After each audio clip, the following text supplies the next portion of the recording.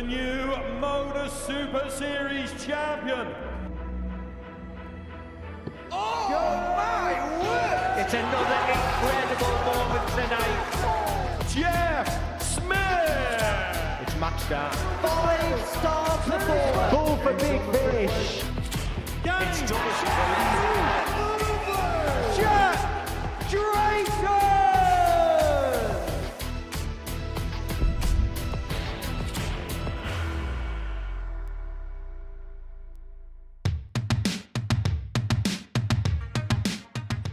As Vandervelden looks at a 1-4-2, it's another figure to add to the collection to keep himself in the contest double top.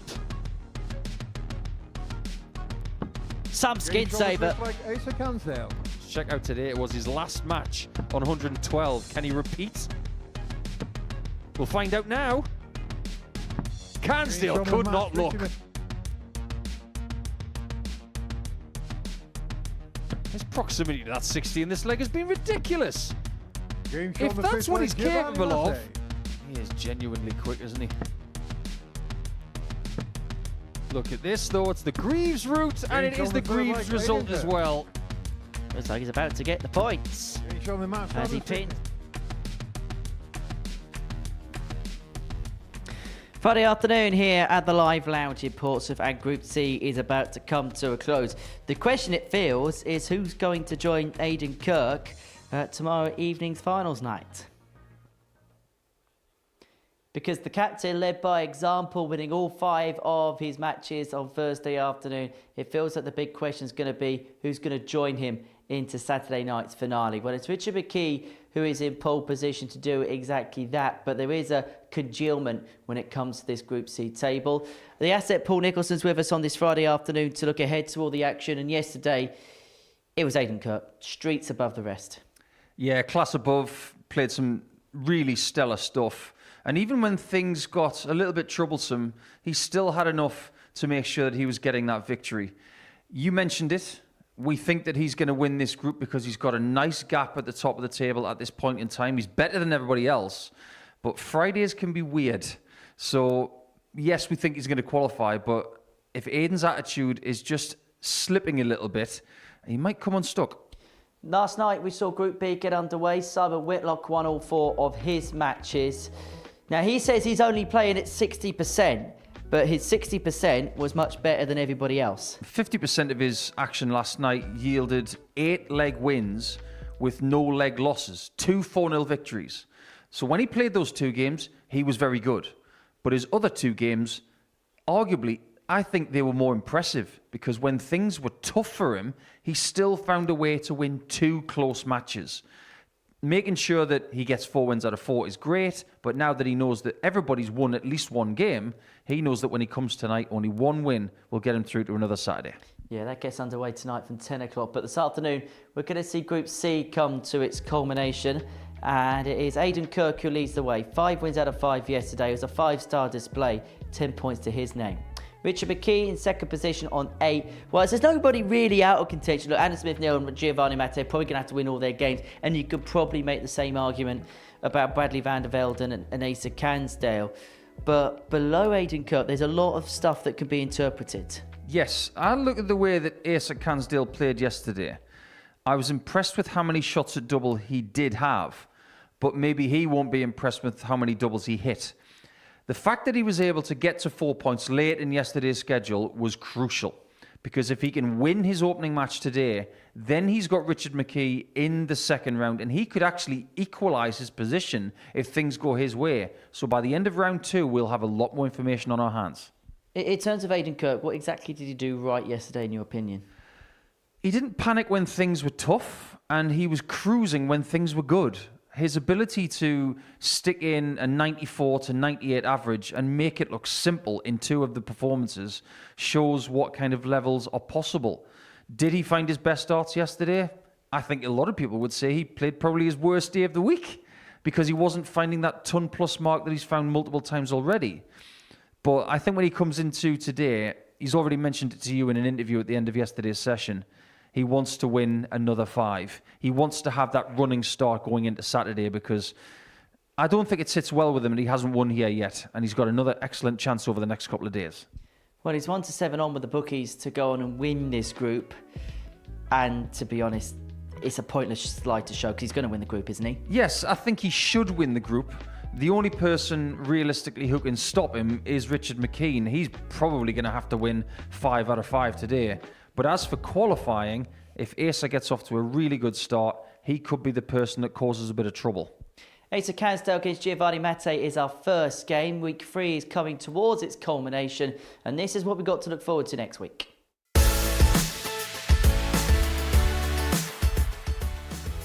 Story of the round.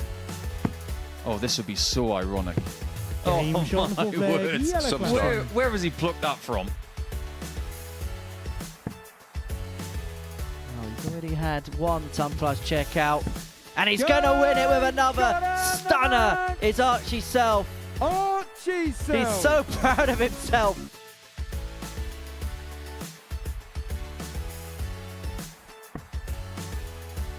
Great dart for the bullseye. Yes, what a start from Gio Mate. Opens the door ajar for Richie Howson. Can he back up that score of 100 and a 140? This could be your answer. That's absolutely beautiful. Richie Howson. What a shot.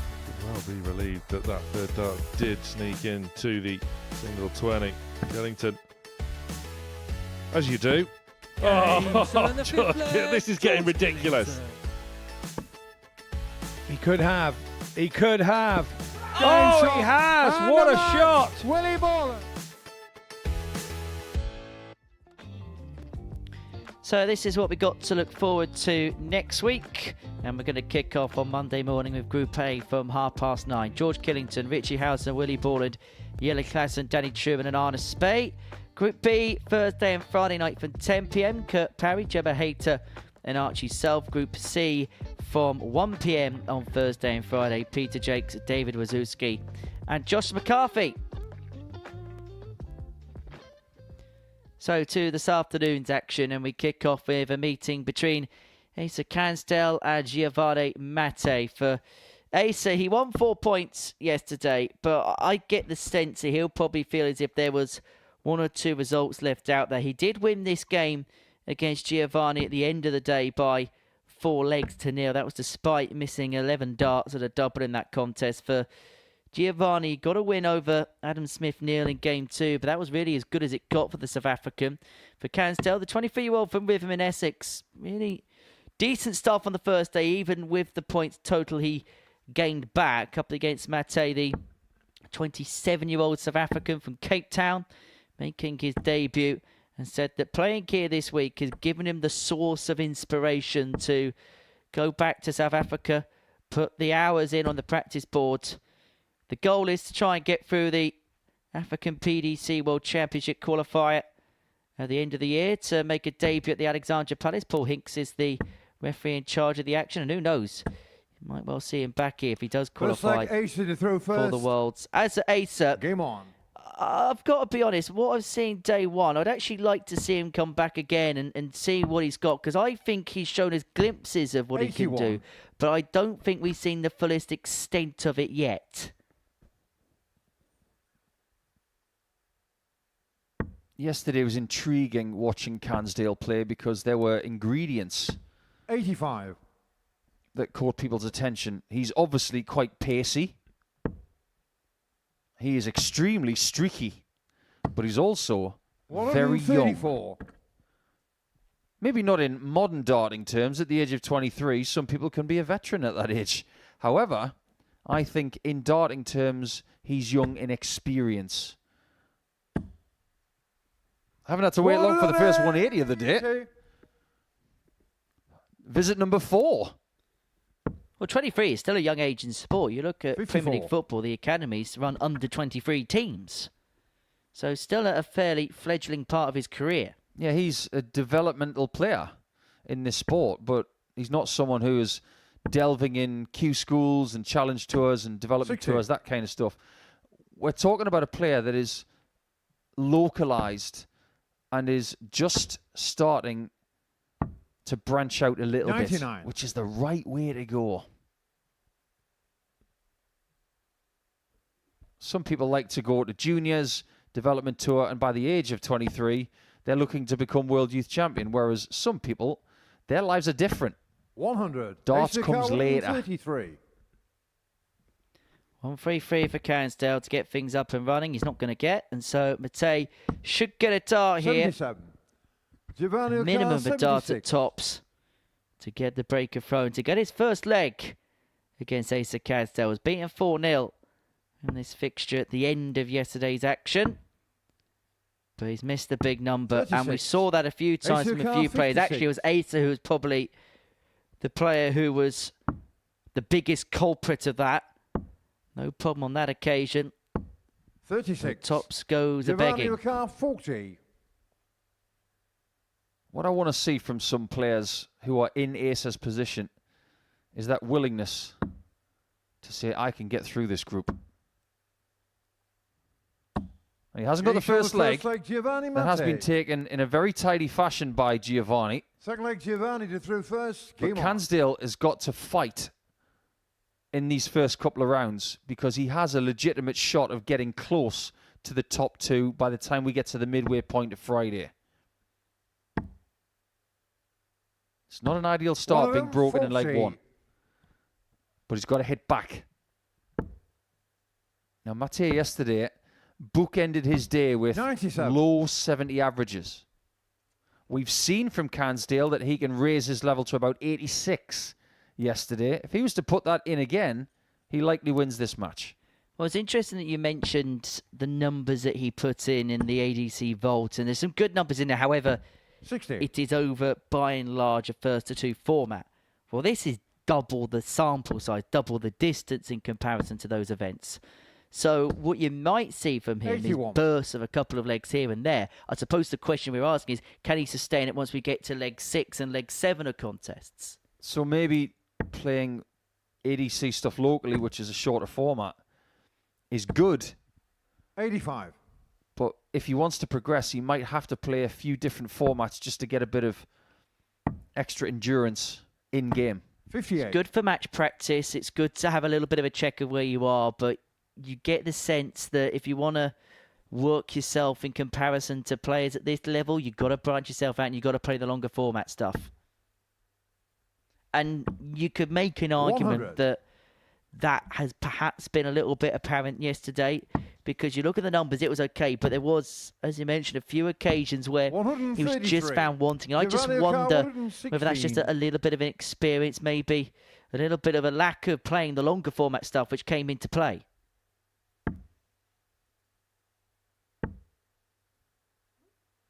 He's done well to leave 132 here as Asa. 100. And he's going to have to find it. 32. Unless Mate has more problems on double 8 like yesterday. 48. If he misses this on the outside, Giovanni McKee, he's got 16. problems. 8-8 for 2-zip. Now, Giovanni has been starting his day strong. It's been towards the end of sessions where he's had his problems. Game shot on And the no second problem with leg, that. That's a Giovanni good Mate. dart. Really good dart, because the first one on that double 8 was in the way. Game on. I've just seen two things happen. One, when he 80. missed double 8 like that yesterday, he did not step left. I just wonder if someone's been in his ear. If they have, fair enough. Secondly,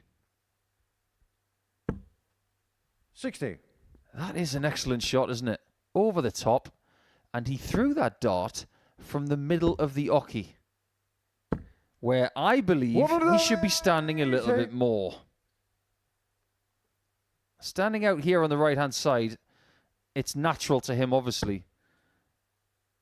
But look at what happened on that double 8 when he hit it. It was so 60. pure.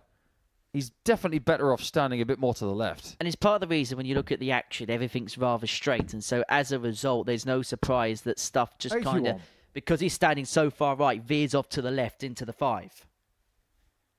I heard a story quite recently about someone who stands all the way to the right-hand side. And I asked them why they stood there. 82. And they said, the first Asa dart what I ever had, 160. it was against the wall. And I didn't want to stand against the wall, so I stood all the way to the 100. right-hand side. And they just kept doing it. Well, in modern day darts, you got plenty of space, so you don't have to stand all the way over there. There's that point again. 125. Asa 60. Well, Ace has missed a couple of darts that are double already in this contest to get himself on the board. He's going to have a couple in hand, a double top, of which he makes no mistake. Asa Cansdale. 14 darter, back to 2-1. Are we about to see one of those bursts that we know he's capable of?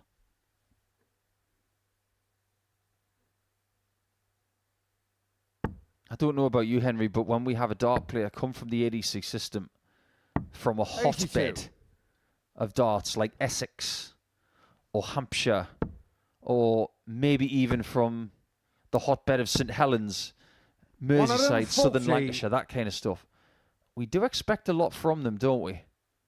Because if you come from that area of the country where they've got a lot of good players, you must be 85. beating good players to get here.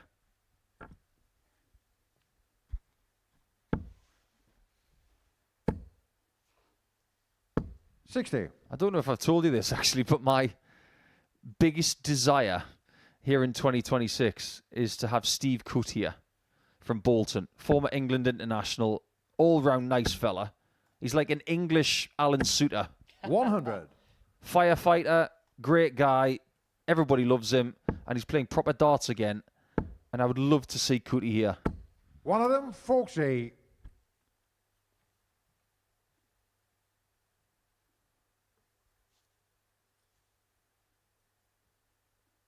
I think you may be right, Henry. I think he's on one of those two-leg bursts. 85. 14 darter, followed by 161 after 9. He's definitely starting to put something together here. 96. Giovanni Car 149. That was a really interesting last start. What was he doing there? 84 left and he went for treble 19. Well, was Mate going to make the 149? He's not going to take it out on this particular occasion. 97. And so Cansdale here will return to have a look. There's 65, double top. Double 10 is found, and we're level at 2-2. Asa Cansdale. And there it is, that two-leg burst, 14-15. You said it. We're not greenhorns in this situation, folks. We analyse the data. We look at previous trends from the previous day. It's happened in the last 4.5 minutes. 2 legs on the bounce, and anybody would be happy with the 14 and a 15 following it. Really good darts. Well, let me point you in the direction of his qualifying stats when he did get through, because he averaged for the tournament just a shade under 84. But it was very up and down. He won his first game against Lawrence Salter 6-2, averaging 77.17. Last 16, won 6-1 against Mark Glynn, 93.46. Then beat your good pal James Hubbard in the quarterfinal 6-1, averaging just a shade under 86. Semi-final 78.1 against Anton Lixie. And in the final, beat Mark Sadler 6-4, averaging 88.89. So effectively, we don't know what he's going to do from one moment to the next, based on every bit of evidence that we've got, whether it's from yesterday, whether it's from those stats, whether it's from the Vault stats. But when it's good, it's very good, just like that 180. Absolutely, and if you're beating James Hubbard, you can play darts. 17. Actually nice to see Lauren Salter try to qualify. She's a very good young talent. Yeah, 29 seed for the ADC East of England qualifier. Cansdale was the number 4 seed. 55. At 11 on 80s, winning 30 legs with a concession of just 12 over the course of that qualifying day. Another thing you said 42. is, can Asa Asa make this streak longer? Well, let's find out. It could be 3 consecutive 5-visit legs. 50. He's got the luxury of visit number 6 this time. But he has changed this game and turned it on its head. Well, he's averaging now just underneath the 93 mark. Giovanni's staying at the same level he's been at for the entirety of the game, but at this moment in time, it just hasn't been good enough. As Cansdale looks at double 8 to turn a 2-0 deficit into a 3-2 lead. 8. He should have done what Mate did on double 8 earlier. He should have gone to the left, opened up the top of the bed and go for it that way. What has Giovanni got here? Triple 20 for double top. Double top it is.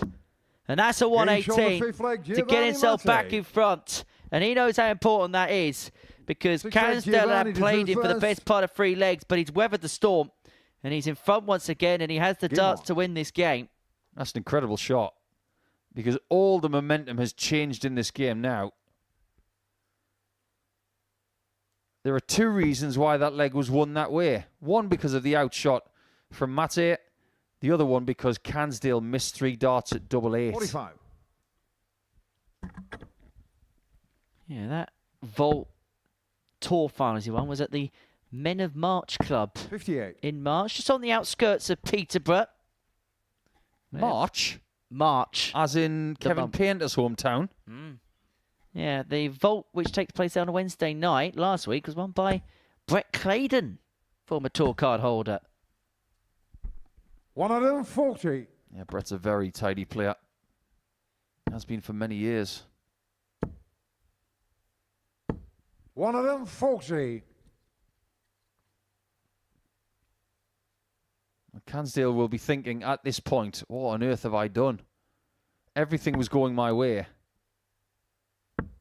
It's very different now. He has to replicate what he did in legs 3 and 4 to take this game by 4 legs to 3 to start the campaign off today. Just had a look at the entries for this 59. current East of England qualifiers about to come up. Now, Asa Cansdale's the number 9 seed. Ashley Coleman's in there. Kevin Edwards is in there. Sean Fox, Thomas Banks, Connor Arbery, James Hubbard and Matt Hubbard. 40. Yeah, I do believe recently that Sean Fox did win a qualifier and he played very well in it. So I think we're going to be seeing Sean 100. Fox fairly soon, and he's very good. Phil Johnson Hale, who played at the recent ADC Global Championship. Lauren Salter's going to be back again. Mason Tees. Jack Vincent's played here on a couple of occasions as well. He's in that particular qualifier. We have not seen Jack Vincent in an age. 125. He might have a different coloured scalp by the time we see him. It's been that long. Invincible himself. This could be invincible darts, but the double 12 just missed. Giovanni Ocar, 125. Well, that really was a close call. You can't get any closer to double 12 than that. Oh, it's on. He didn't get the 25. So the shot is off, and Cansdale can't take this the distance. He's 2 from 10 on the doubles. 75. This ratio, Asa Car, Henry's got to 24. change if he's going to be successful. However, it's been good enough for now, Getting shown and the it's six good leg, enough to Asa take him all the Cansdale. way to a last leg decider, in which Semi-final leg ace to through he first. has Game on. the darts. If he's going to get second position in this table, I think he's got to win this leg. 121. Agreed. And he's going to have to beat Richard McKee in game 4. There's a lot of stuff to unpick before we get there because Adam Smith-Neale takes on 100. Richard McKee next. And Adam could do Asa an almighty favour. But that is very dependent on what happens in the 100. next 280 points. Well, I said to you earlier on this morning, I think for someone like Asa, they have to win 4 out of 5, but that defeat has to be against Aiden Kirk. You can't pick and choose what happens in certain games, but just because of the way the table is, they'll expect Aiden Kirk to run away with it. 125. So you've got to beat the opposition in and around you. Well, just imagine if you're the only person to beat Aiden Kirk and he beats everybody else. That's the ideal scenario, isn't it? Because he stops everybody else, but he 100. doesn't stop you. Goes back to ifs and buts were a bag of nuts. We'd all have a Merry Christmas. Christmas is May, man! You started the rhyme. The rhyme is, 100. if ifs and buts were candy and nuts, we'd all have a Merry Christmas. So you're ready to step in. Asa might be. 125. With shots like that, that's a wonderful conversion after a bad first dart. Well, even despite a couple of drops in performance, the average still just underneath the 92 mark. As I say, there is a player in here. 45. Just needs to harness a Asa little bit Car, more on a bit 55. more of a consistent basis. And this could be for another 14 dart if he gets this wrapped up in 2. Well, he's made a bit of a disaster of that. 25 left. Double 12 is the target to get this wrapped up. 31. Well, it was crazy. Giovanni Car 131. It wasn't by design, but it's given Mate a chance. Honestly, I've never seen anybody go for 55 like that before. Oh, he couldn't. You've got to be kidding me. Oh, that was a close call. You can breathe now, 91. Asa. Asa You've got Car 3 darts a 24. double, and you can't afford to miss. However, free in hand, he has He's been showing fairly that. useful. Asa And for the Cansdale. first time, we see a little bit of reaction as well from Asa Cansdale as he seals a 4-3 victory over the South African Gio Mate. So he's up and running. The man from Witham in Essex. Average just over 90. 4 from 14 on the doubles, a 4-3 win. Next up, Adam Smith-Neale takes on Richard McKee.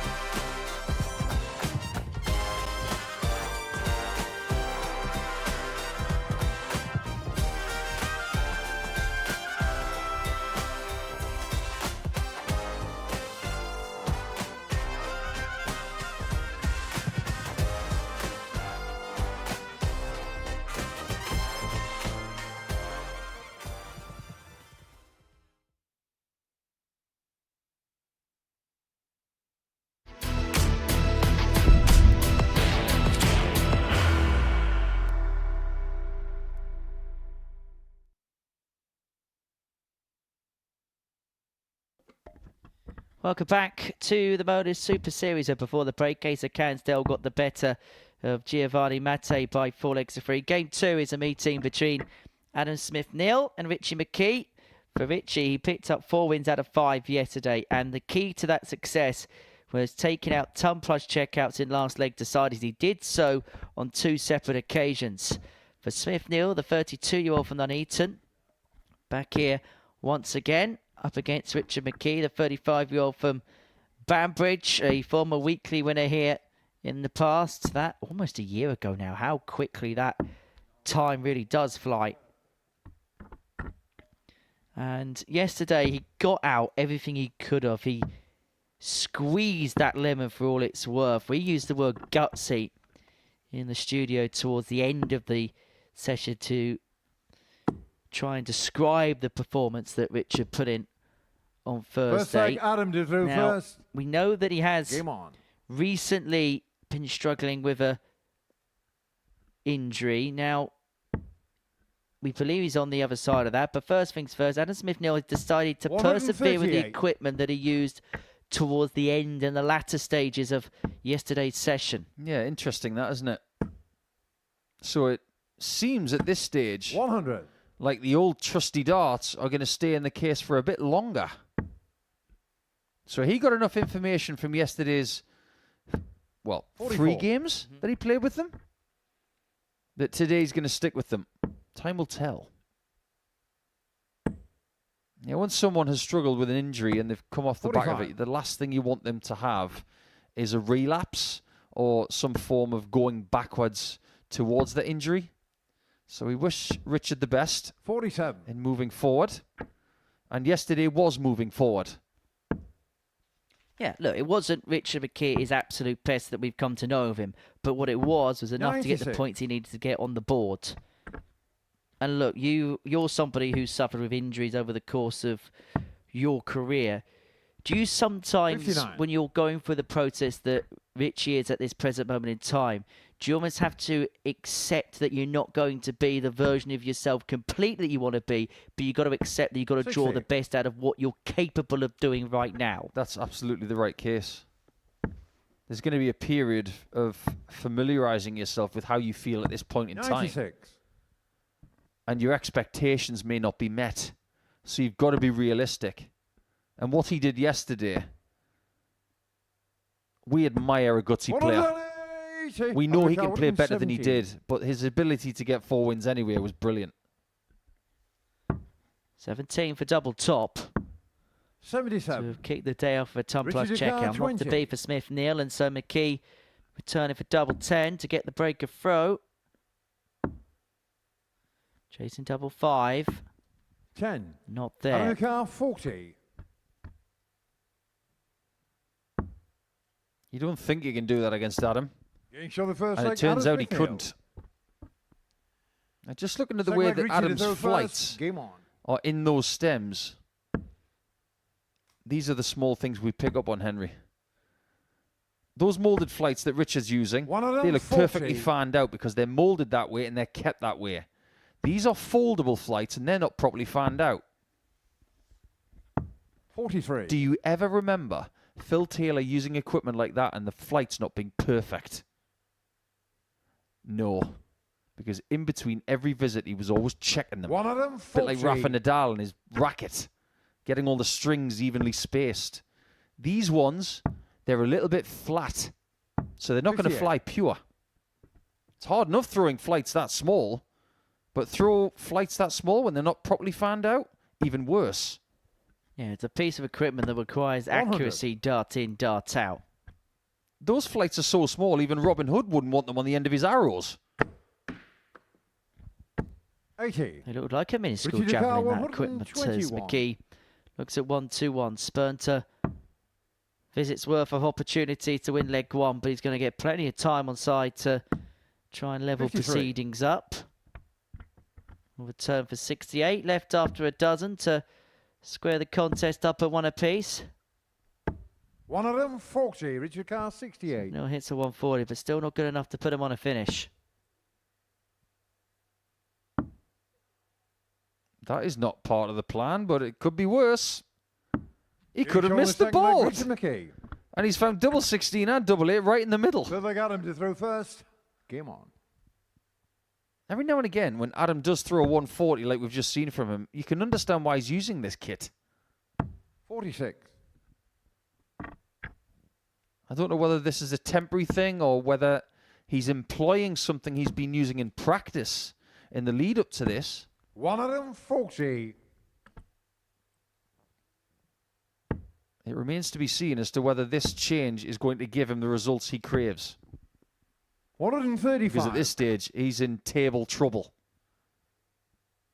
But then again, so is Richard a little bit now, because Asa's just inched a little bit closer 100. to him with that first win of the day.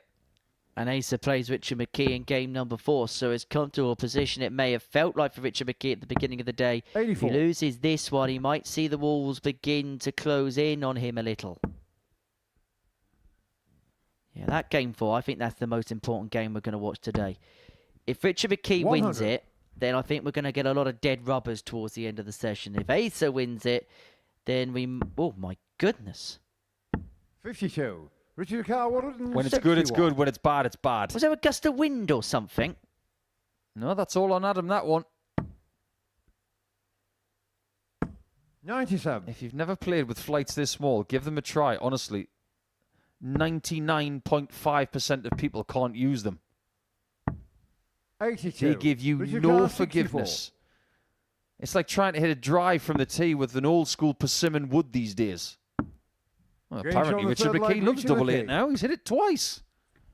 Fourth And a fruitful fend on that particular target on the board. And so McKee leading this game by 2 legs to 1. Break in toe.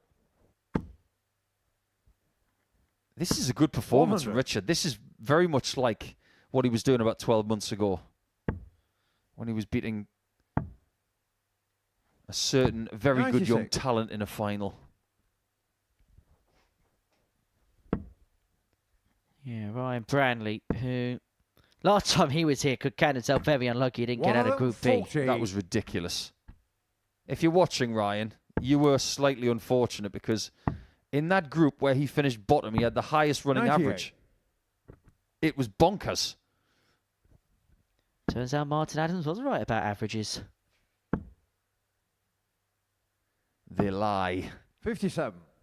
It's like all statistics. They're only a guide. They're only a measure to performances. Actually, I'm going to say it. Why not? 47. Averages are like politicians. They can't really be trusted.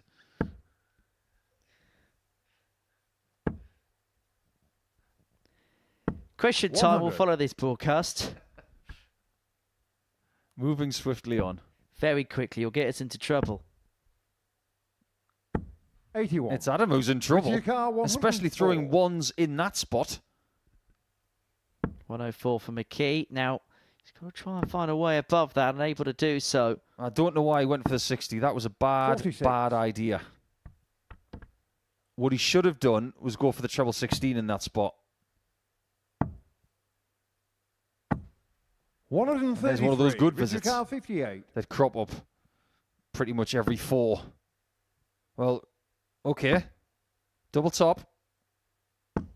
The single 38. 18 was a bit of a mystery. Carr, 46. Yeah, I just felt Richard had to be careful there because Smith-Neale was putting a decent visit, and a match that McKee has controlled may be a game he finds himself back level in. 26. The dart one Richard going Carr, above 20. the wire like that gave him next to no chance with the second. Games on That the is a fourth leg, very Richard key McKee. shot. The consolidation Looks like of the Adam previous Bridger leg first. means he's got a Game on. 2-leg cushion now, and McKee's doing his job very well. If he gets one more leg, 59. he will re-establish a 4-point cushion over Asa Cansdale and get onto 10 with Aiden Kirk. 92. Well, he's just chipping away constantly at Smith-Neale, isn't he, Richie McKee? Just not giving him a moment's 99. peace. A bit like being a lead batsman and having a very chippy wicketkeeper behind you. 41. Is that like the Mitchell Johnson, Jimmy Anderson one? Why are you chirping up now, mate? Not got any 82. wickets, and then bowls him out next ball.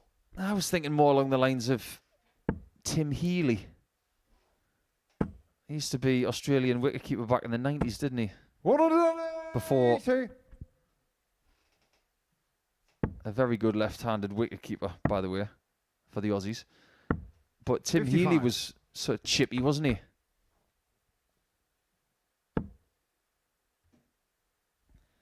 Well, McKee chipping away with this leg. 60. Leaving himself on 128 after 12, and Smith-Neale can only try and set things up from here. So McKee is going to get an opportunity to get this wrapped up. And again, 47. there's Richard another Carr, wild one into the 128. 12. And that wild one into the 12 is left on 159. So McKee's got 6 to win this match. Which means that he shouldn't have gone for the 18s. But I wonder whether he was alerted as to the wild dart and he's left himself on double 2. He's been watching George Killington play. Well, you know what happens when George Killington leaves 64? He goes treble 20, double 2. But that double 2 can only be found on the left-hand side. It's now the Madhouse. No score. Adam your card 20. Now he has opened up the door for Smith-Neale to reduce the gap back down to 1. Another wild one. 10. Richard This, Ducard, from 4. this point, you hope, if you're Richard McKee, is curtains. He's got a marker this time.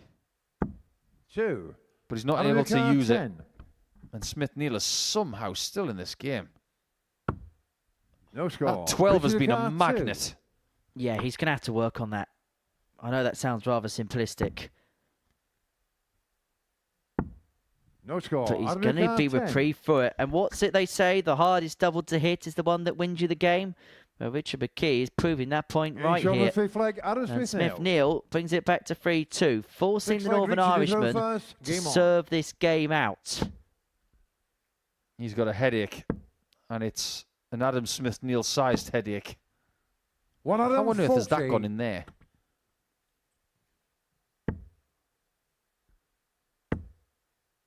You and I were referencing yesterday, 54. Henry, that not many dart players are clean shaven anymore. Here's a great example of it. 2 resplendent beards in this sport. 100. When Luke Humphries was winning last night. Look at that. What a great dart that was. Luke winning in Birmingham last night. One of them, 40. Making his way through to the O2 with a week to spare. Congratulations to him and Gerwin Price for joining Litter and Clayton. But Price is one of those rare cats, isn't he? 57. Clean shaven every time he plays. Humphries has had a beard since he was about 11. Nothing wrong with a good old beard, let me tell 137. you. If anything, you'd be surprised if I turned up here clean shaven. Yeah, because you don't get a 5 o'clock shadow. 100. You get a 9 a.m. shadow. 170. Nice bit of hot towel on there, that's what I do. 59. Richard Ducard, 104. Considering he's had a bucket full of darts to win already, it would be somewhat fitting if he wins with a combination. He's not over the line. 56. And this Adam is getting Ducard, risky, and his 111. expression's starting to change.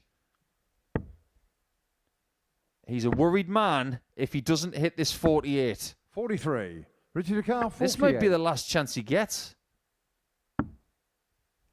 Double top, but I don't think that was his intended target. Getting shown the match. Richard However, McKee. you can see the relief on his face as he hits that double 10. He was beginning to panic there, make no mistake about it. But it doesn't matter now because Richard McKee has picked 2 points up, which puts him on to 10. Next up, Aiden Kirk against Bradley Vandervelden.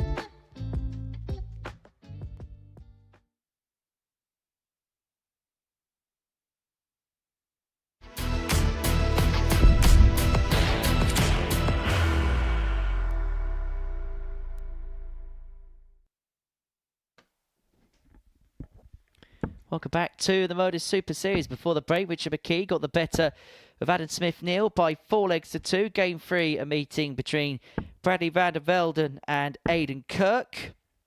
Aiden picked up the maximum complement of 10 points yesterday. A 34-year-old from Ilkeston.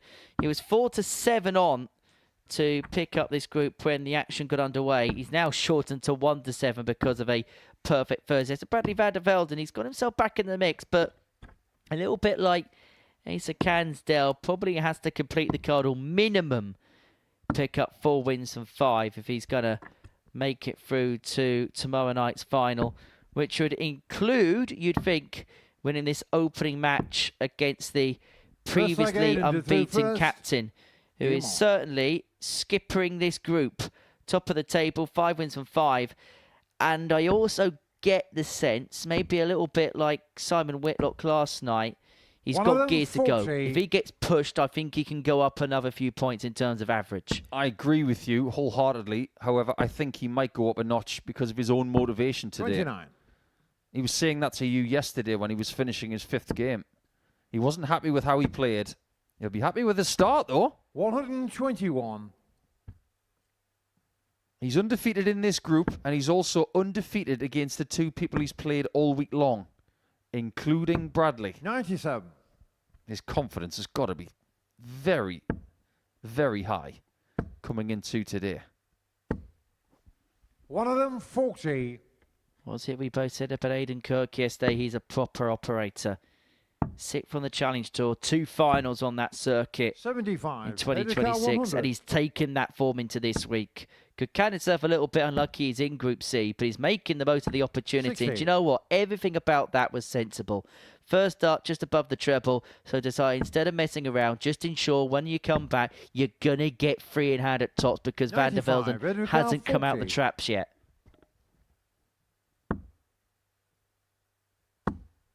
My word, that's a classy start. Second leg, Bradley. In darting vernacular, you always want to be noted as a certain type of player. Everybody wants to be world class, right? Not everybody will be. Not everybody can be. It's a 43. Nice compliment to say that someone's a good player. It's a better compliment to say that someone's a great player. 137. But there's something in between great and world class, in my opinion. 44. And that's where Kirk sits. I think he's a proper player. Look at him go. 125. Treble 20 is begging for mercy. And I think I get exactly what you mean by that, because we know that he's capable of mixing it with the best. The results from the past have shown 41. that. But he's maybe not at that level to do it all the time. Thus, the fact that when he got on tour, he had some decent results, but was unable to retain his card after a couple of years. Don't get me wrong, I believe that Asa Cansdale's a good player. We haven't got enough evidence 92. to suggest that he's going up a notch. We've got enough evidence about Aiden because we know what he can do. 77. He is absolutely mauling Bradley right now. Yeah, this is one-way traffic. Yeah, this is not a dogfight in this game at the start. This is a T-Rex up against a rat.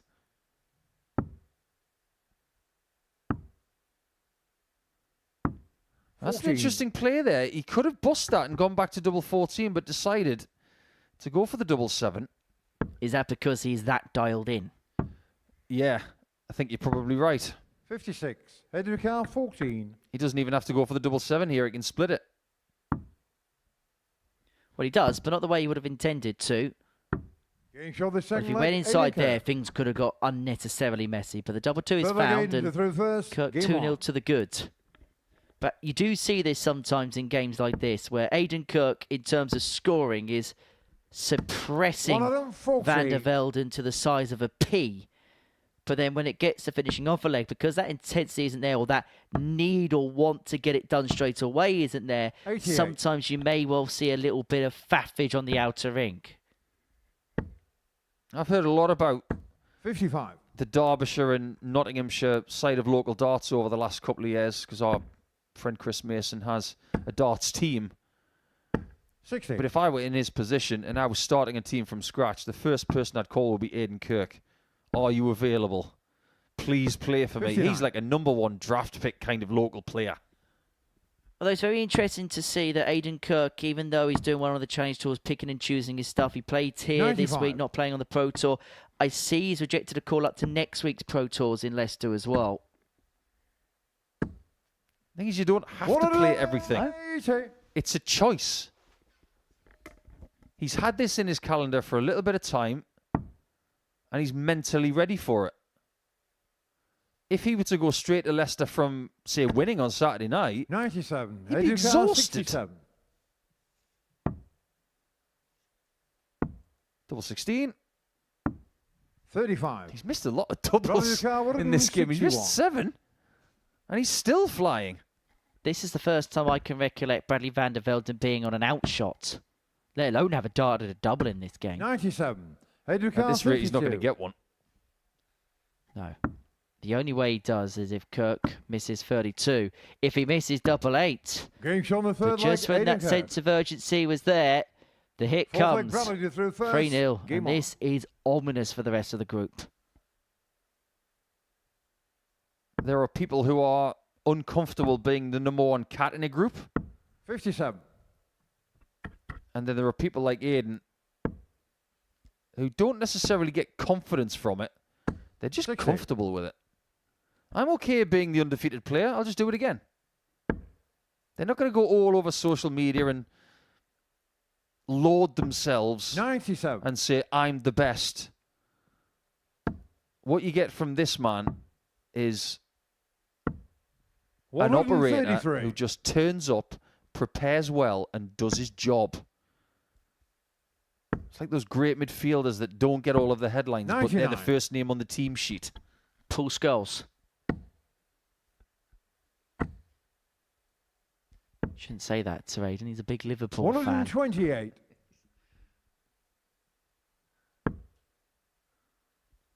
And just like Liverpool under Jurgen Klopp, 63. this has been all-out attack. This game has 4-0 written all over it. Look at Bradley in the background. 140. His facial expression tells you everything. He's run into a juggernaut here. And this is only a 95 average. It could have been easily 10 points more. 40. Tops after 12, average of 95, and it has looked routine as routine can get. Has a glance over, realises Vandervelden's on a finish. He wanted to even 30. split or bust. Bradley Car 127. He's averaging 92, despite the fact he's missed 12 darts at a double in this game. Just tells you how well he's been scoring. 7 two-treble visits. However, it's the 127 here for Vandervelden. He hasn't had a dart at a double in this game, but he is going to get one now at double 8. 111. And it whistles just wide to the left-hand post. Oh, no. No score. Bradley Car 16. Well, that's calmer. Maybe it's 12 years a bit too late for some other folk, but yeah. Now, is this an opening for Bradley Vandervelden? Not anymore. But he's still found it in the bottom corner. What a shot. You say calmer, but I'm sure Phil Taylor isn't counting up his millions and thinking about that 144 miss. Oh, some shots live rent-free in your memory, Henry. 134. I remember the collective gasp when Taylor hit double 12 twice in consecutive visits 93. on 130 checkouts. I think what Aiden Kirk is thinking right now, how on earth am I still on the stage? 140. Well, to all intents and purposes, this has been a mismatch so far. His two-treble shooting has been sickeningly good. 98. 130 plus scores, 4. 140 plus scores, 5. Incredible two-treble shooting. Well, Bradley Vandervelden hasn't had a two-treble visit in the match. In fact, if he took out the 127 first time, it would have been his 69. highest score of the contest. Educar 108. To finally bring it to a close. 92. Double 16 whistles on the inside. The doubling has been atrocious, but the scoring has been world-class from Aiden Kirk. Such a good word. It has been atrocious, and even Kirk would have to admit that. 91. Head to car 16. Double 8. Game It's shot on fouled the for a match, Aiden 4-1 Kirk. win. And to describe that game, it's a little bit like that Mary Poppins song. Aiden Kirk scoring ballistic, but the finishing is atrocious. But he wins by 4-1, averaging 92.5 in that contest, despite missing 14 darts at a double.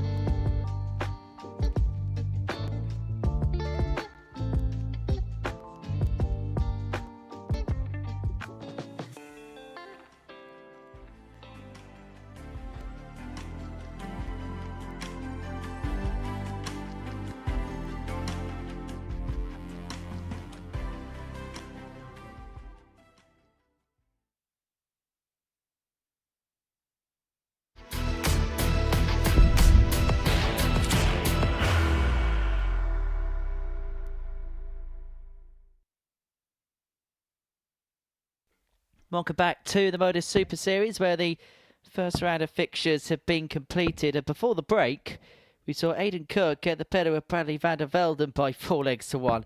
It was a game in which the scores were definitely for show, but the doubling left a bit to be desired. But I just wonder whether the fact that Aiden had a lot of time because he outmaneuvered Vandervelden as much as he did was part of the reason why he missed 14 in the outer ring. However, he won't care. He's won 4-1. He's on to 12 points, and he can very much put the champagne on ice.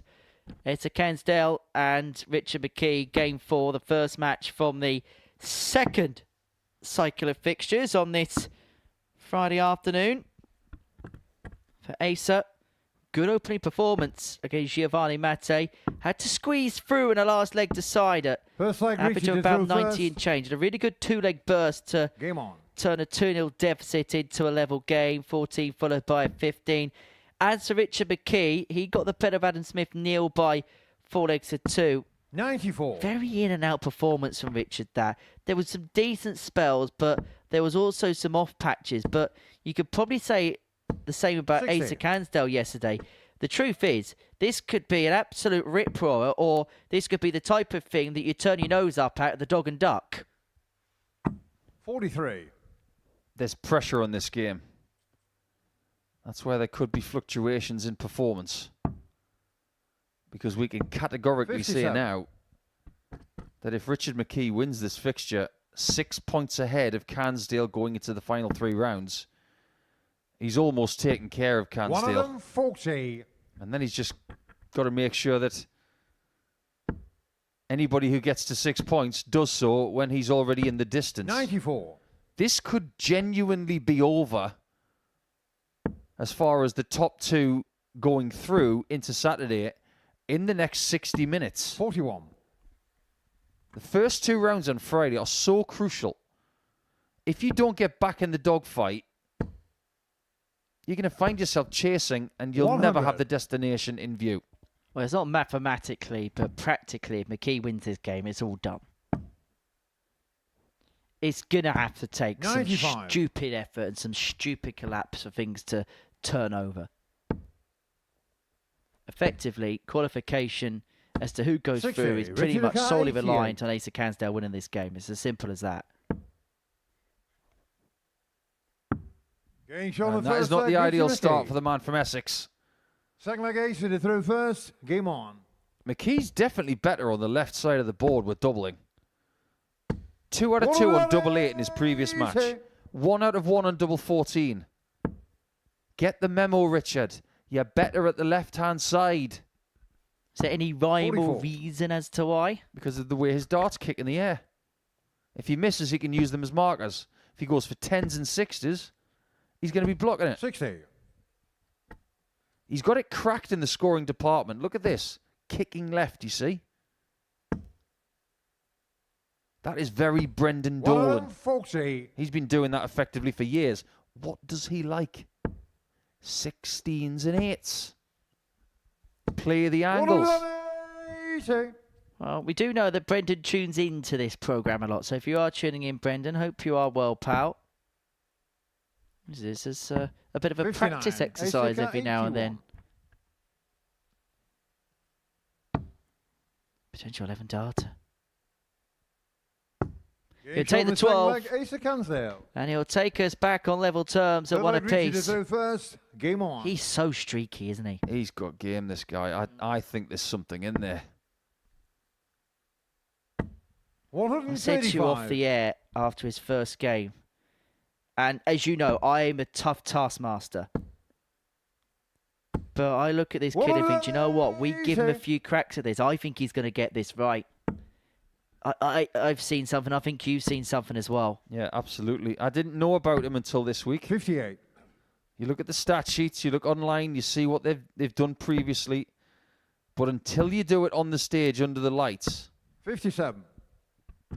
you don't know what kind of player they are. And he's already better than yesterday. So with a little bit more experience, 134. I really do like what I'm seeing here with this young man. 121. He epitomises everything that a young dart player is. Quick, good, and likes to be rather forensic about the way he goes about his business. 132. In particular, the way he Asa traverses the board. 143. How does he traverse the 143? Well, by plonking one into the single one. 35. Richard Carr, 42. Fair play to Richard, though. Maybe he has got the memo.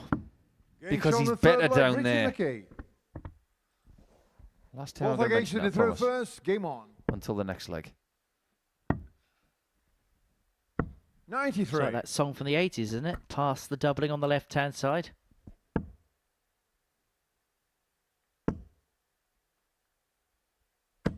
You've got 100. to find your strengths and you've got to make your weaknesses less weak.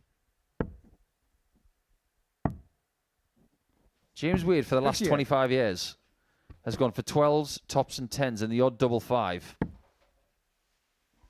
And it's turned him into a Hall of Fame dart player. 89. There's nothing wrong with constantly leaving 32 and 16. because it's a valiant and valuable plan. 134. Just ask Mervyn King. Carved a career out of 16s and 8s. So much so, didn't he infamously once go 8 double 16 with 40 left?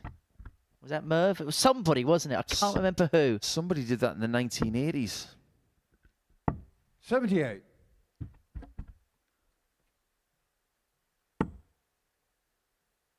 I do remember when Mervyn had 80 left and he went 16-14 bull. 81. Asa Cansdale 138. Someone in the 80s hit 138. In the year 2026, Asa Cansdale is looking to do something similar, and he Game has. shown the fourth leg, Asa Cansdale. We're back on terms at Fifth leg 2-2. reaching to throw first. Game on. We haven't seen levels like this from Asa this week. This is new. 91. Approaching the 100 mark.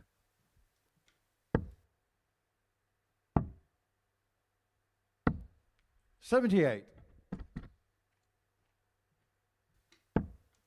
Well, we said that this young man has got game. He's got levels. 100. He is finding something special here. Yeah, but he's pushing McKee into another level that we've not seen from him for a while, 57. which is good. If he could just tighten up on that walk on dart 3, he'd be even better. 56. It's amazing how your stats change when your doubling's a lot better than it was. And you can't get any better than 2 from 2, which is what McKee is. But 2 out of 3 ain't bad. As Meatloaf famously said.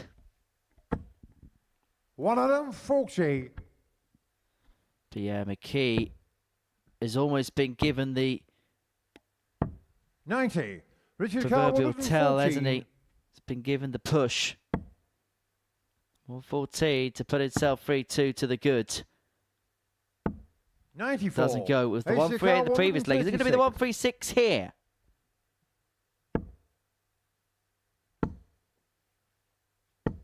$28. Now, this is Richard where Carl, 20. Richard had some trouble in his previous match. High. Now, a prayer. Oh, my word. Game shown the fifth leg. Check Richard that McKee. man's pockets for a 15-leaf Six-leg ace to the throw clover. I've first. got Game no on. idea how that went in. 100. That clipped off the barrel, diverted off the barrel and into the bed. He pinballed that into the double 10.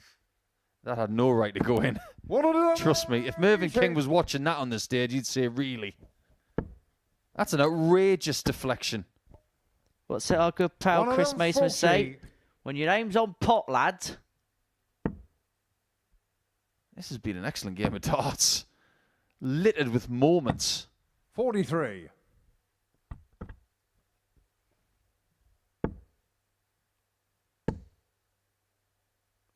$60. Yeah, this really has been a perler. Between two ballers.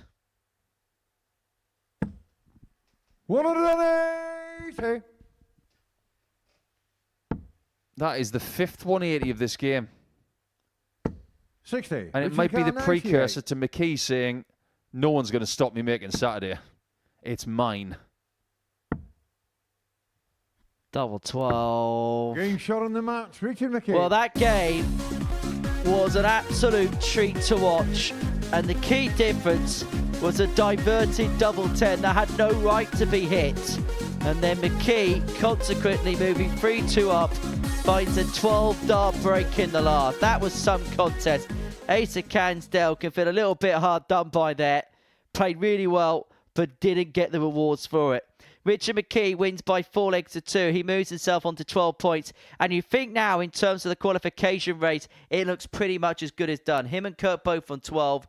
Coming up after the break, we're going to see the bottom 2 of the bottom 3 go head-to-head as Gio Mate and Bradley Vandervelden go head-to-head.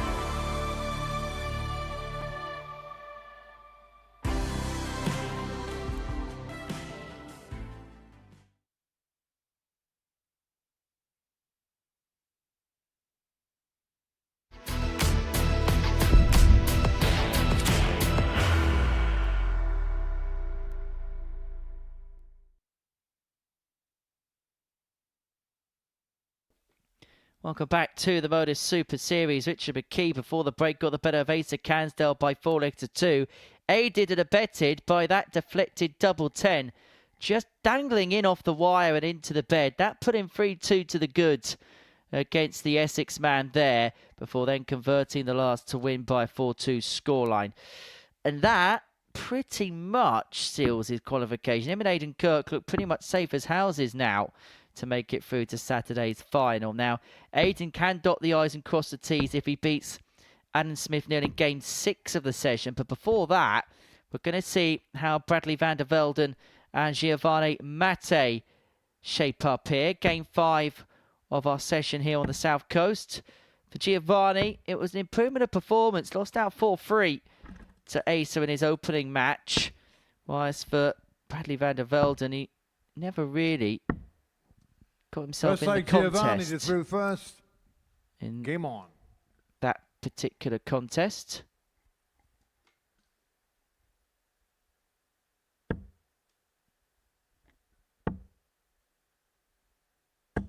I think it's fair to say that Aiden Kirk really did own that game against Bradley. He was completely and utterly shuffled out of it. 58. He did have 4 darts at a double, but there was a point in that match where you thought he wasn't even going to get an outshot. Well, he had to hit a couple of triples off the back of a 1-2-7 combo to get his 3rd dart at the outer ring. Missed that, but was a 43 more. Took out the 8-8, but that would be as good as it got for Bradley in that particular contest. 58. So I just wonder what learnings he's going to take. We've spoken about what this week's done for Giovanni, but I wonder how Bradley will reflect upon things in the cold light of day. He's only 18. 26. And when you've won a big title at the age of 15, 16 years of age, it does come with its own pressures. 58. Take Killian Heffernan as an example, right? When he made the Lakeside Youth Final and lost to Justin Van der Gouw, you thought Killian in that final played really well. And he was up against the best player in the world at that age 61. group in Justin. He was just different gravy. But someone like Killian might have to go through a process of discovery for about 10 years to find out the kind of player that he could still be. Bradley's probably more in that mould. He's probably very grateful that he's been given the opportunity to play here this week so he can learn more about himself. 84. And if I may be brutal, sometimes you need to play here to understand if you want to take this sport further or whether you're just happy at being a hobby. I give you 3 words. Marvin Van Velzen. Double top. 30. I'm going to put Giovanni on the board. So Vandervelden here looking at 130. Was he going for that treble 10 or did he miss his single? I think he might have got away with one. I sincerely hope he's not trying to do what Littler does on 50, which is treble 10, double 10. 78. That's fraught with peril. Yeah, it's all right if you're the world number 1 and 2-time world champion. You can kind of do things like that. However, all's well but ends well. Let's go down that route, shall we? Because we've got plenty of time this afternoon. The likelihood is our top 2 are going to qualify, so that gives us plenty of time to look under the rock and see what's happening. 55. I see a lot of people in this sport copying what Luke Littler does. No-look 180s, fancy finishes, reeling the fish in when they get a 170 check. And now if you hit it in the last 3 darts of the session and your name is Graham Usher, I've got no problem with that. Because that's exactly what he did in the early hours of this morning. 100. People buying the shoes that he wears because they think they will make them a better dart player. That is subjective. But things like going treble 10, double 10 on 50. 85. That's a very maverick play. And you might think it's the best thing to do because the world number 1 does it. I disagree. 140. Now, just because I'm 297 yards away from the pin does not mean I'm going to pull driver off the deck like Ricky Fowler. And I'm not going to land a 2-iron 5 feet away from 275 yards like Tiger Woods. Let's be realistic, people. Do things the smart way to give yourself the best chance of winning the leg, and do things your way, not somebody else's way. Imitation is the greatest form of compliment. It's flattery. 60. I think George Clooney's a very handsome man, but I don't look like him. We can agree on that. 134. But it's not just in this sport where that seems to be a thing. I think it's happening everywhere across sport. I mean, football a particular example. There was a trend where one player scored a Panenka penalty not too long ago. Everyone took it. Everyone missed it. I'll give you another example in the next leg, because this one might be over. It is over. It's another very good double 8 from Vandervelden. Third leg, Gio Mate to throw first. Game on. Do you know what? Do you want to know what the most boring thing is in football? Go on. Knee slides. Boring. 78. The shin pads are the one that annoys me. People wonder why they pick up so many injuries, and they've got shin pads the size of an ice cube. Yeah. 54. Is it Ait Nouri at Manchester City? He barely pulls the socks up. Jack Grealish is the worst for it. But the point that we're trying to make here is there's nothing wrong with a bit of individuality. It's not a crime. It's not a crime to be yourself.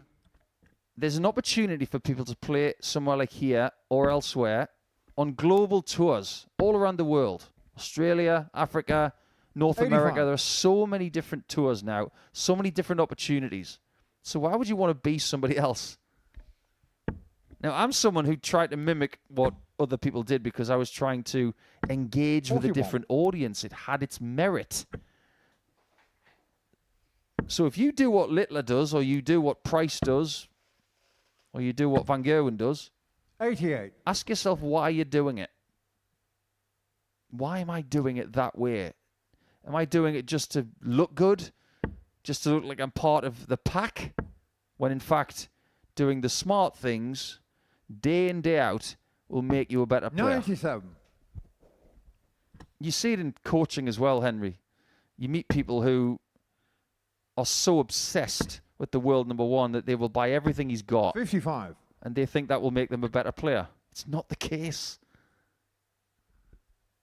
You could buy a £150 set of darts when in fact you're better off with a set of darts that are 25 quid or 50 bucks. 45. Paul Scholes bought a pair of boots from Sports Direct to play for Manchester United. Jim Furyk won the FedEx Cup with a putter he bought from the pro shop for $29. 139. Giovanni Rest my case. 21. 1-2-1 for Mate to move 2-1 to the good. Treble 17 and Bull. Unable to get. So Vandervelden looking at 80. 38. To get the break, which will put him into a 2-1 lead in this game. 20 for Tops. Tops it is. Tops into the corner. 2-1 Vandervelden leads. Fourth leg Bradley to throw first. Game on.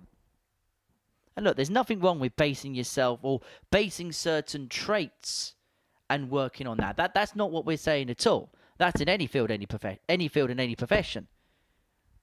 45. When I learnt to be a broadcaster, I didn't just do it completely off the fly and make it up as I go along, as much as it probably sounds like it at times. But you measure yourself and other people, but you make your own imitation of it.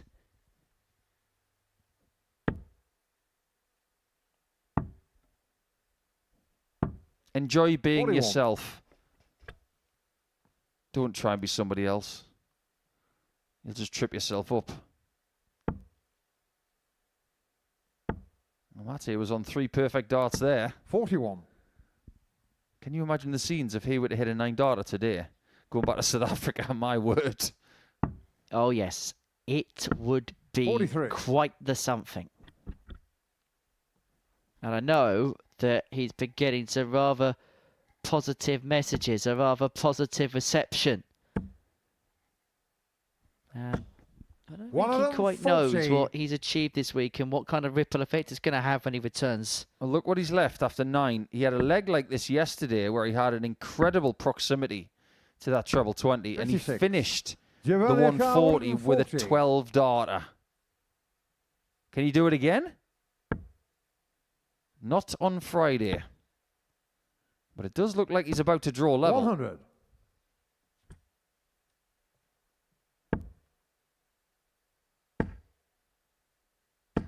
$85. Giovanni the car 40. Certainly been more competitive today. Of that, there's absolutely no doubt. And I just wonder if he's come into this with an air of free roll as he pins a 14 dart level up at 2-2. What pressure's on him? Fifth leg Giovanni to throw first. There's none. Go out there, play a few games. You're not going to qualify for Saturday night. You've given it your best shot. Enjoy every moment and every dart you throw. And after every visit, learn about what's happening. 59. Because when you learn, you will improve. Well, Bradley's reached that point where he's decided 93. to change tack, and by changing tack, he's heading down to the 19s. He looks a bit frustrated, doesn't he? He's got an immense amount of attributes. He's got a lovely action. 44. Cool head on his shoulders.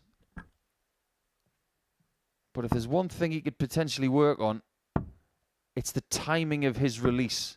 Because every 54. now and again, it's just a little bit late, and that dart drops. That will come in time. Ask Michael van Gerwen. Ask people who play 100. at his sort of pace. Rhythm is everything. And you've got to make your mind up what kind of player you want to be. 136. Are you going to stop and aim that dart? Or are you going to flow with one solid movement? Got to make your mind up there.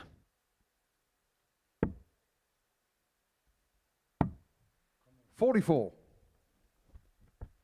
as Mate had his moment, and as Vandervelden ridden out the storm somewhat against the throw, looking to move 3-2 up, would have had the darts in the next if he can win leg 5. He's on a finish after 12 to 160. Mate needs a big treble. Well, he needs 2 big trebles from here to leave himself on a finish. He's not going to do so, which means that Vandervelden's got 41. time and space from this 160 to edge himself in front at 3-2. And he is going to need the 6 darts to avoid him. Now that just about crept in. Not quite the Richard McKee dart of earlier, but similarly as pesky. Is that Richard McKee double 10 the best dart of the week? 119. Battle car 20. Hard to make a case against, isn't it? Well, good luck finding that double 10. Getting shown the fifth leg, Bradley Vandervelden. Made that look rather routine, didn't he? He certainly did. Sixth leg Bradley to throw But first. look at the angle it went in. Probably another 30 degrees different to what the first dart was like. I just wonder if Bradley's got a little bit of Dirk van Duijvenbode in him with this plan B on the treble 19 start. Not that that's a bad thing. He did make a Pro Tour final this week. Yeah, playing some really good stuff again is Dirk. 60. One to look out for as we head towards the second half of the season. 96. Busy portion of the campaign when we get to May. Lots of important Pro Tour stuff, whether it be Players' Championships, European Tours. I think there's going to be quite a few players happy when the World Cup is 45. on next month. That is an ideal time for a break for some players who are not playing for their country. 140. Ideal time maybe for a holiday, just get away from everything. Get as far away from darts as possible. Doesn't matter what you do for a living, whether it's darts, whether you're a doctor, you work 60. in some other profession. The best thing is to give your brain and your body a break from it. It was Doyle Brunson, the famous poker player, that used to say, doesn't matter how much you love something, you always need a break from it. Well, we might be having a bit of a break at the end of this 100. leg because Vandervelden Vandervelden looking at 86 to wrap this match up 4-2. And he has got time and space to bring this to a close. And bring it to a close he will. It's Gio Mate by 4 legs to 2. So, Vandervelden, a 4-2 winner there over the South African. Next up, we're going to see Aiden Kirk. Opportunity for him to make it through if he can get the better of Smith-Neale.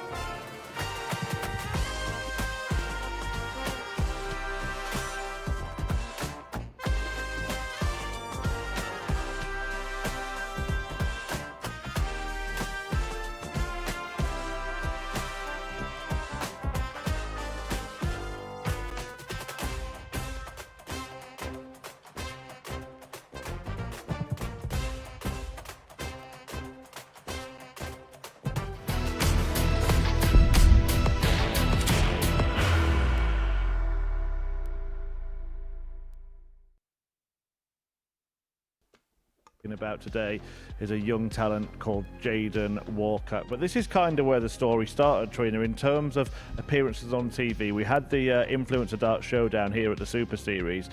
Angry Ginge is his partner, of course. He's gone on to greater fame, but he pulled him onto the stage. He's almost from as soon as his foot hits that hockey, he's eyeing that target, and he's eyeing that target through the motion of his arm coming up through his throw to his eye level, and you know, he's in position quickly. He's a quick player, so they're playing with rhythm and to actually reach the board to start off with. But she's very direct and she's got a great stance. Middle of her head, right down the throwing arm, right down to the foot at the front of the hockey. The generations have changed, kind of thing. You know, it was, can I have a football for Christmas, Mum? And now it's like, can I have a dartboard for Christmas, please? So it's, you know, it's that kind of thing, and it's great to see. Yeah, well, if they're decent, because I mean, I had a dart board for Christmas once, and the next Christmas we had to get the decorators in. Well, So that doesn't surprise me really, Chris. The Breaker Throw focuses on the next generation, and that will premiere after the live darts has concluded this afternoon. In which Game 6 is a meeting between Aiden Kirk and Adam Smith-Neale. Now, Aiden Kirk, with a victory here, would qualify himself through to Saturday night's final because he would open up an 8-point gap over Bradley Vandervelden and Asa Cansdale, who would find themselves on 6 points, and there would only be 6 points left to play for. So that the I's being dotted, the T's being crossed. Game on. It would take something seismic for Aiden Kirk not to qualify through from this position. However, anything is possible. Now, have those flights been folded even more, Adam Smith? 58. No, they're the same as before, just haven't been fanned out properly. Now, his opponent has got foldable flights, and look at the difference. Very close to 90-degree angles from the centre. These ones, they're not in prime nick. One of them, 40. They're too flat. He's getting no drag in the air. 134.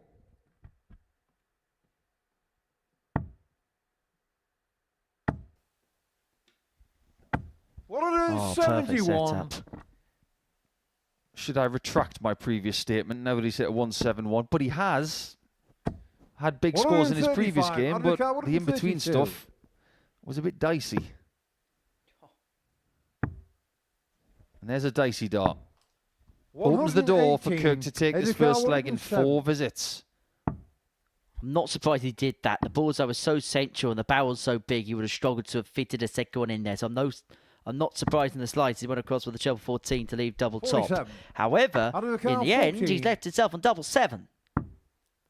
However, that might be ideal, just a nudge over the top. Exactly what he tried to do. And eventually, he finds the target he was looking for. 1-0 to ASN. Aiden through first. Game on.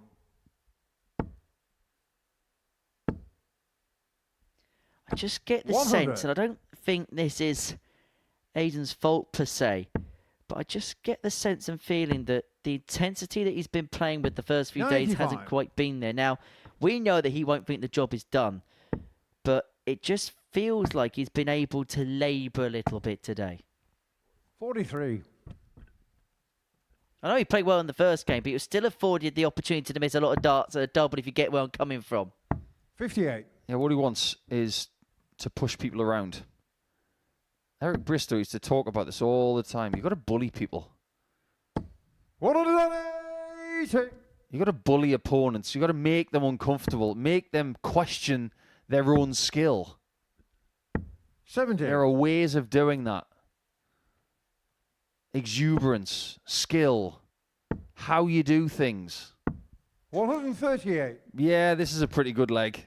He is pushing Adam Smith-Neale around in it. 40. Head to car 40. Just got the demeanour of he'll just do what he wants when he wants. Getting show the second leg. Just like that. 14 darter. It almost feels unfair he's in this group. The way that he's just toying with the other players like a lion does with a bit of a stake. It's just an attractive player to watch. I think if you're a darting purist, you watch someone like Aiden, he's got excellent technique. He doesn't mess around. He's got quality. And he's pacey. 60. I mean, what more can you ask for? His previous performance, 40. he averaged 92.5 from missing 14 darts at a double. 100. There are players who have been here multiple times who have not averaged over 90. And he's able to do it comfortably, having missed 3 handfuls of darts a double. I'm sure Michael Huntley and Neil Duff are watching this and hoping that somebody else 60. takes care of him tomorrow night. You do the job, pal, so I don't have to deal with it at Champions Week. From Huntley's and Duff's point 55. of view, the ideal final this week does not involve Henry Coates or Aiden Kirk, because they don't want to go up against them in Champions Week. Make no mistake about that. 44. Aiden car 101. Based on qualifying position, it'd be Richard McKee against Lewis Gurney is what they'd want. And that's no disrespect to them, but that's just in comparison to the form guard of the other players. 61. He was on a double after 12 in the previous leg. This time he'll have to settle for double after 15. 64. But it's an Aiden equation car 40. that could give him a 2-1 lead. Going on the third leg, Aiden That's Kirk. something that hasn't happened a great deal so Fourth far leg, today, Aiden to because reverse. if that Game on. is polished up, then everybody will lose to this guy today. I said he'd pick up 20 points on this group. 93. And how quickly, by the way, did he turn that 1-0 deficit into a 2-1 lead? It felt like Smith-Neale was ahead for next to no time at all. 58. Yeah, under 5 minutes for 3 and a bit legs. This is a quick game. 44. Wiped out quicker than a swimming pool if you dropped a ton of bricks in it. 43.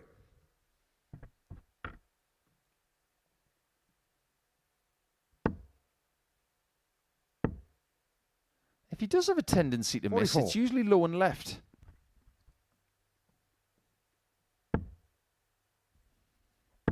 But is that because of the velocity of his action? Because it is a little bit whippy. So if he is going to miss, 140. he is going to tend to miss off to the left-hand side. Yeah, I see your point. Sometimes the elbow goes a little bit on the inside, and that causes the forearm to follow through, 140. going to the left. Because he's throwing across from himself, isn't he, ultimately? Yeah, that's right. Ideally, you want that forearm to be 100. exactly at 90 degrees. It's not always the case. There are great players who have that elbow on the inside. Jared Cole's an excellent example of that. 60. Wes Newton, Car 160. another example of that.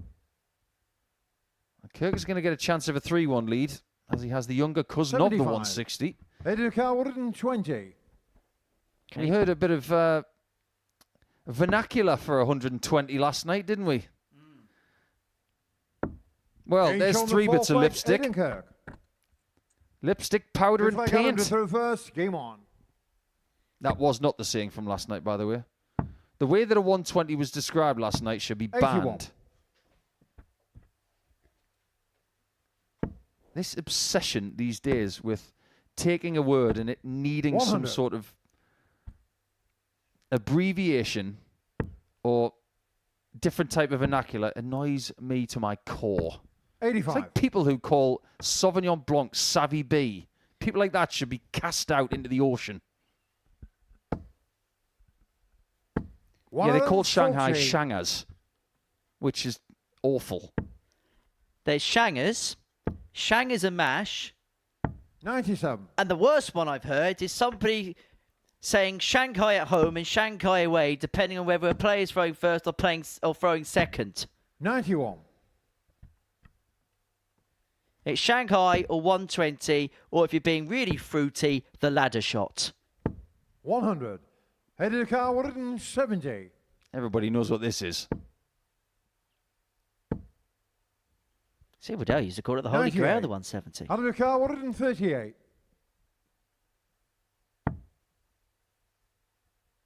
We've already seen one of these today. And we are that 126. close to getting another, and Kirk gets his It is chance to now put 72. the big dog down. And this for qualification. Getting shot on the Qualification for match, Aiden Kirk in 8 minutes flat. The average just underneath the ton. For that, okay. Ooh, bit fruity. That's not allowed on daytime telly, is it?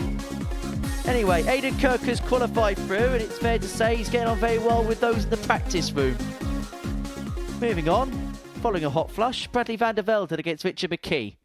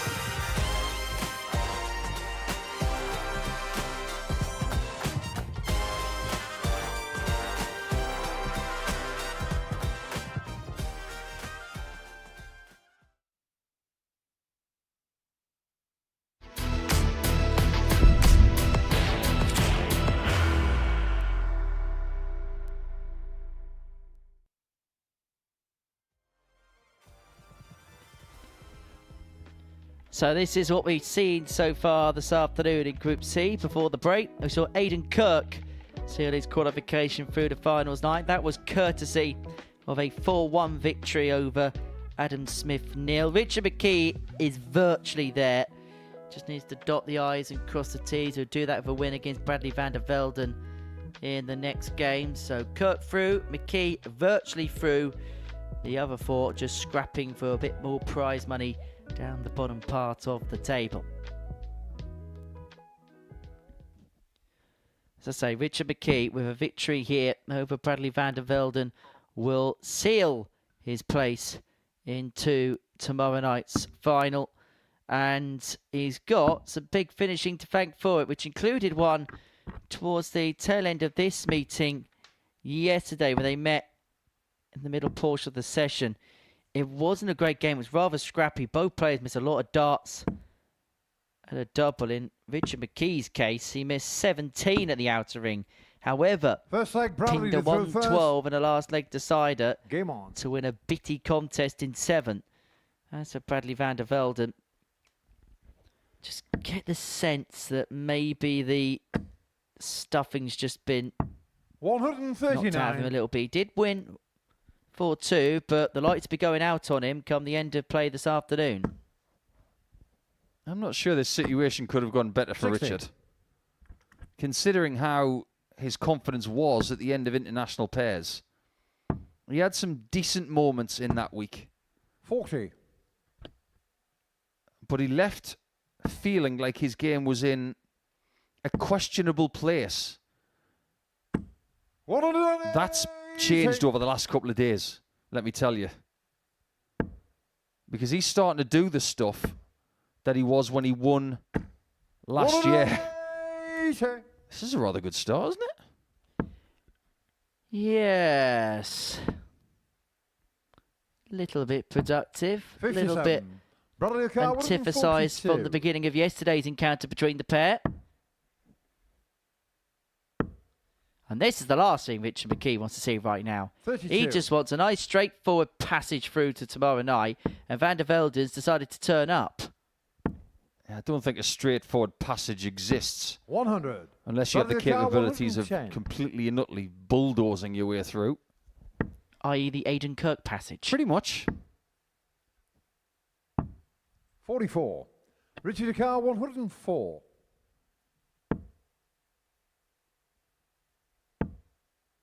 He can't find his treble, so Vandervelden gets a chance 88. to take a 1-0 lead. Bradley Carr, 66. There's the 6. Here comes the 60 more. And there it Each is. on the first A leg, little bit of Bradley evidence as to Vandervelden. how good he can be on tops. Second leg, Richie to throw first. It's Game not the on. first double he's found today when he can only see a portion of it. In fact, he's done it 3 times now. 100. It's almost as if he finds it easier when there's something in the way as opposed to aiming at an open target, which makes absolutely no rhyme or reason whatsoever. 57. It's almost as if when he throws those darts, it's almost off of muscle memory and it's just been easier for him to find the target as a result. 100. I'd be really interested to see where Bradley's at in 12 months. Not by the end of the year. Not in 3 months, in 12. 134. I want to know where he's playing next May, and I want to know how he's playing. Because as he gets closer to the age of 20, 89. I want to know what he wants to do with this sport. He may play ADC darts back in the Netherlands, go up against 100. some Germans and some Luxembourg players, some Belgians, some fellow Dutch players, and you think, 58. how's he battling against the cream of the crop over there at this level? If he starts to get a bit of confidence the way that Marvin van Velsen, who you mentioned in his 100. previous game, or Jimmy Richard van Carr, Schie, 154. who knows? But in both players' cases, 96. it took a little Bradley bit of Carr, time. 110. For Marvin, it took till his mid-20s. In the case of Jimmy van Schie, he's in his 30s, and it's only beginning to show the talent we know he's capable of. Time he's got.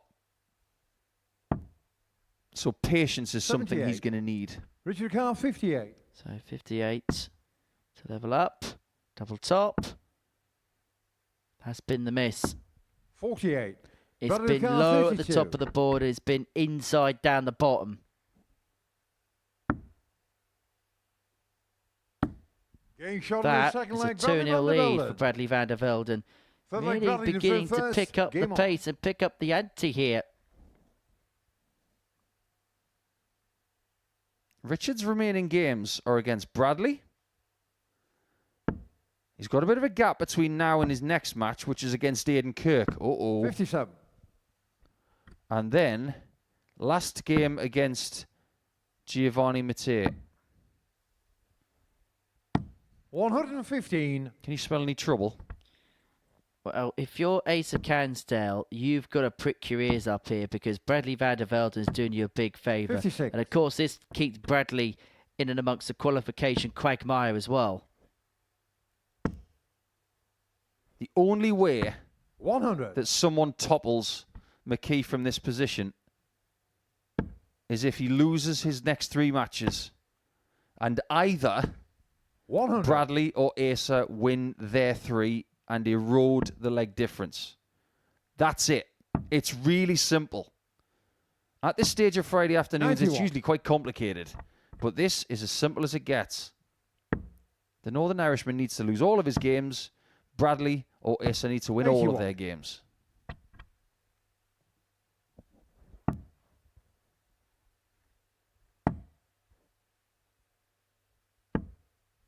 $48. Not the best visit. Punishable. If Vandervelden can even just find a treble, well, he needs to find one here. 37. Decides to go Richard for the Carr, 12s just to 147. leave himself on the big fish. Give himself an opportunity to win the leg, which he's going to get because there's no 147 break for 97. McKee. Bradley Carr, 170.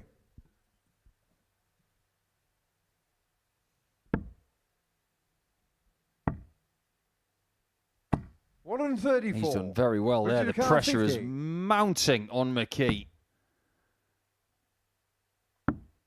He needs this. 34. Bradley Car, And 36. by the smallest of margins, he doesn't have it. Vandervelden, what is he up to? Gains 3-0 on the third leg, lead is Bradley what he's up Vandervelden. to. Fourth leg Richie to throw first. Can Game you on. smell something? Yeah. Opportunity. Smells rather dangerous if you're Richard 94. McKee. Now Bradley's got Cansdale in game 10. That is...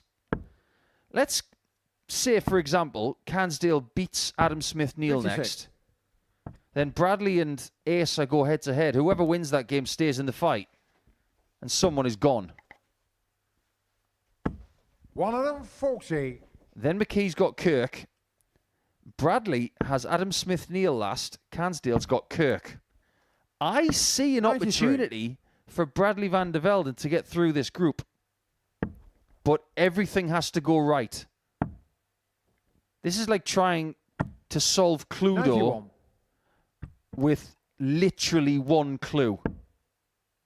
You've got one guess and you can't get it wrong. 100. Yeah, for Richard McKee, this will taste like putting chocolate caramel into a spaghetti bolognese. 60.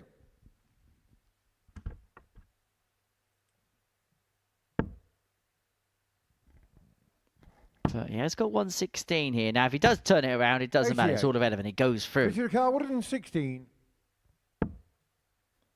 That is some serious maths from Vandervelden. 60. So he does have a chance of winning Bradley Car, 4-0 for an 164. 8-leg swing.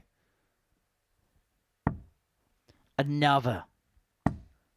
Unable to get. Unlucky. 84. So McKee Richard to Car, 56. get a foothold in the contest and importantly keep the contest alive. Gains on the fourth He's leg. still Richard with a McKee. chance. And all you need sometimes Fifth leg Bradley to is throw a first. four-letter Game on. word. Hope. To his credit, that is one of the rare occasions where he's found tops with one dart. Predominantly, he's been splitting that the last couple of 100. days.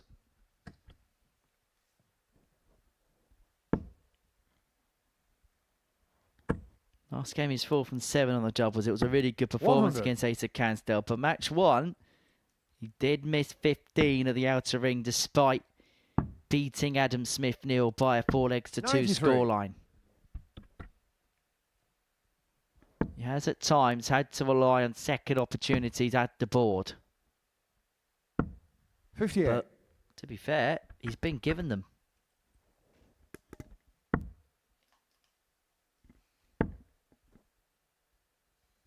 $43. Got to get rid of that dart, haven't you? That short stab on dart 3. 59.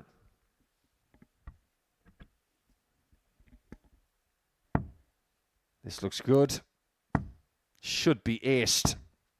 And he threw it too quickly. 133. You can get carried away with a spot like that. But if you throw that third dart too quickly, 9 times out of 10, it is going to miss. 140. Bradley Car, 132. Now what do you do? Is he going to stay there? That's worked out pretty well. That could have been worse. So 50 off leaves 82. 66. And now he's on 21. 111. That was not the plan. 144.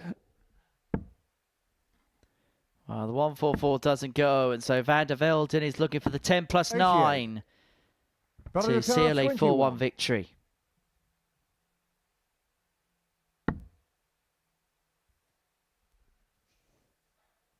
Come to the Modus Super Series, they said. Do something different, they said. No But score. don't do that, they Richard said. Car, 56. That's a mess, but it's a mess that lets McKee have another chance. And slowly but surely, this advantage for Vandervelden is getting whittled away. 46. Bradley Car, That might be the 21. last chance he gets. So 21 part 2. Does he stick with the 1 double 10 approach or does he change MO? The safest of ones you'll ever see. Now double 5. 16. Doesn't go, but the problem Richard came in the Car, 10. previous visit. The fact he only got 2 darts to win the game from that position. But he's going to get more. 6. That Battery second account dart 5. at double 5 was so hopeful. Is McKee nervous in this spot? No score. Richard He's account been let 4. off the hook here in a big, big way. Getting shown the 5th leg, Richard McKee. How is Richard McKee still throwing darts 6th on leg, that Richard to stage? throw first. Game on. Because Bradley hit 45 on 66. If he hits a 10, he's probably out of the game by now. 100. Sometimes you can get cornered, and it's a horrible feeling. Who practices a 21 checkout? Nobody. 37. Well, McKee has the darts here to send us all the way. And if we do go all the way, yes, Vandervelden will have the advantage of throw, but his head is going to be in a shed. 55.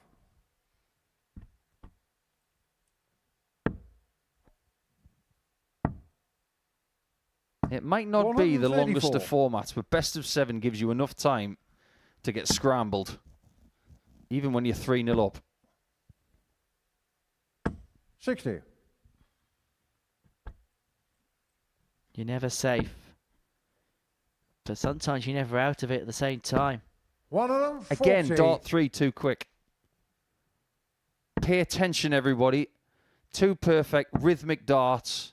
And then all of a sudden he gets carried away and he throws the last 49. dart too quick and it doesn't hit the target because you're out of position with the right shoulder. Just do what you did with the first 2. 134. 56 left after 12. For Richard McKee, he keeps that champagne on 39. ice just that little bit Battery longer. account 56. And he invites Vandervelden, invites Asa Cansdale back into play. Double 10 for a Game shot of the 4-2 match, win, Vandervelden. which keeps things open for interpretation. And all of a sudden, Bradley Vandervelden and Asa Cansdale are both in the conversation as Richard McKee dropped the ball there. We're going to find out as time moves on. But coming up next, we'll see how Asa can respond as he takes on Adam Smith-Neale. If he wins this, we might have a bit of a dogfight in our hands.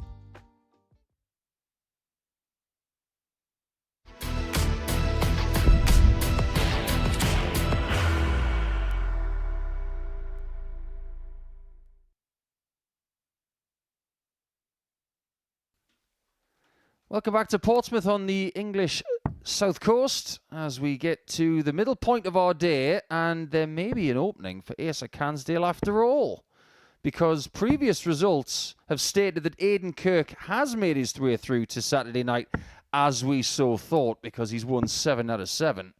But Richard McKee has stumbled.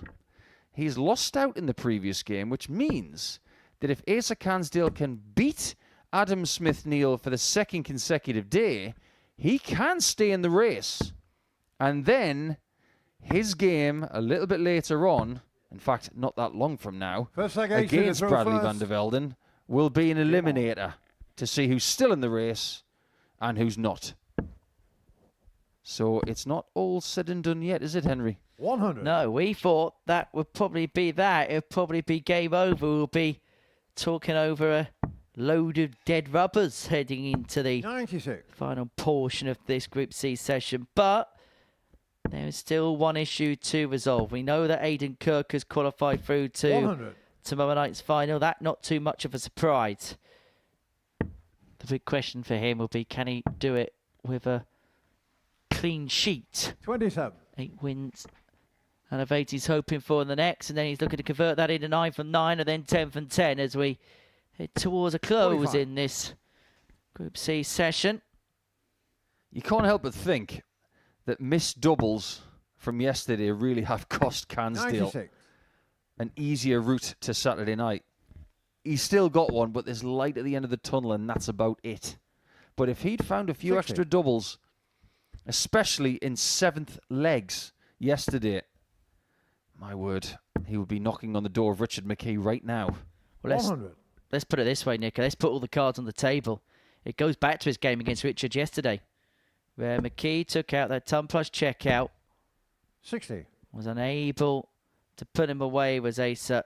And the same thing happened this afternoon. Although, to be fair, there wasn't too much he could do about that because 44. McKee Asa found his best 136. performance of the group to get the better of the Essex native. Is he going to follow up the 138 with 136? That was mightily unlucky with dart 2. 138. Has left himself on a double if Smith-Neale cannot take out the 138, which he cannot find. 58. Asa 16.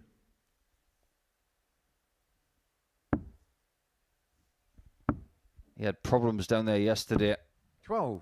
and it's Asa happening 18. again. He can't afford these mistakes.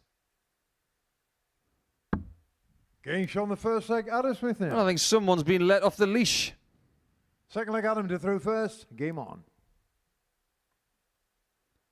Ever noticed how Adam Smith-Neale looks like Richard Kimball from The Fugitive? Played by Harrison Ford. 40. I thought you were going to say Harold Kringle from the, is it the Miracle on 34th Street? Chris Kringle, that's it. 93. Yes, that guy called Santa Claus. Richard Kimball. That was my example. 100. Both had beards, to be fair. Yeah, one was white, one was brown. 60.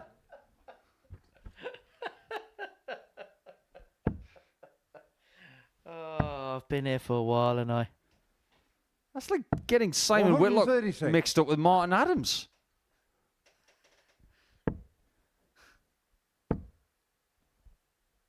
$100. Richard Attenborough, wasn't it? David's brother. Sir David's brother. Yes, you're absolutely correct on that one. I presume you're still talking about Chris Kringle and not, Yes. not The Fugitive, yeah.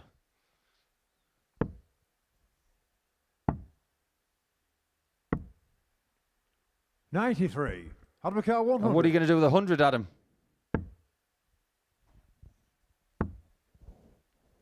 He's trying to get tops 45. again.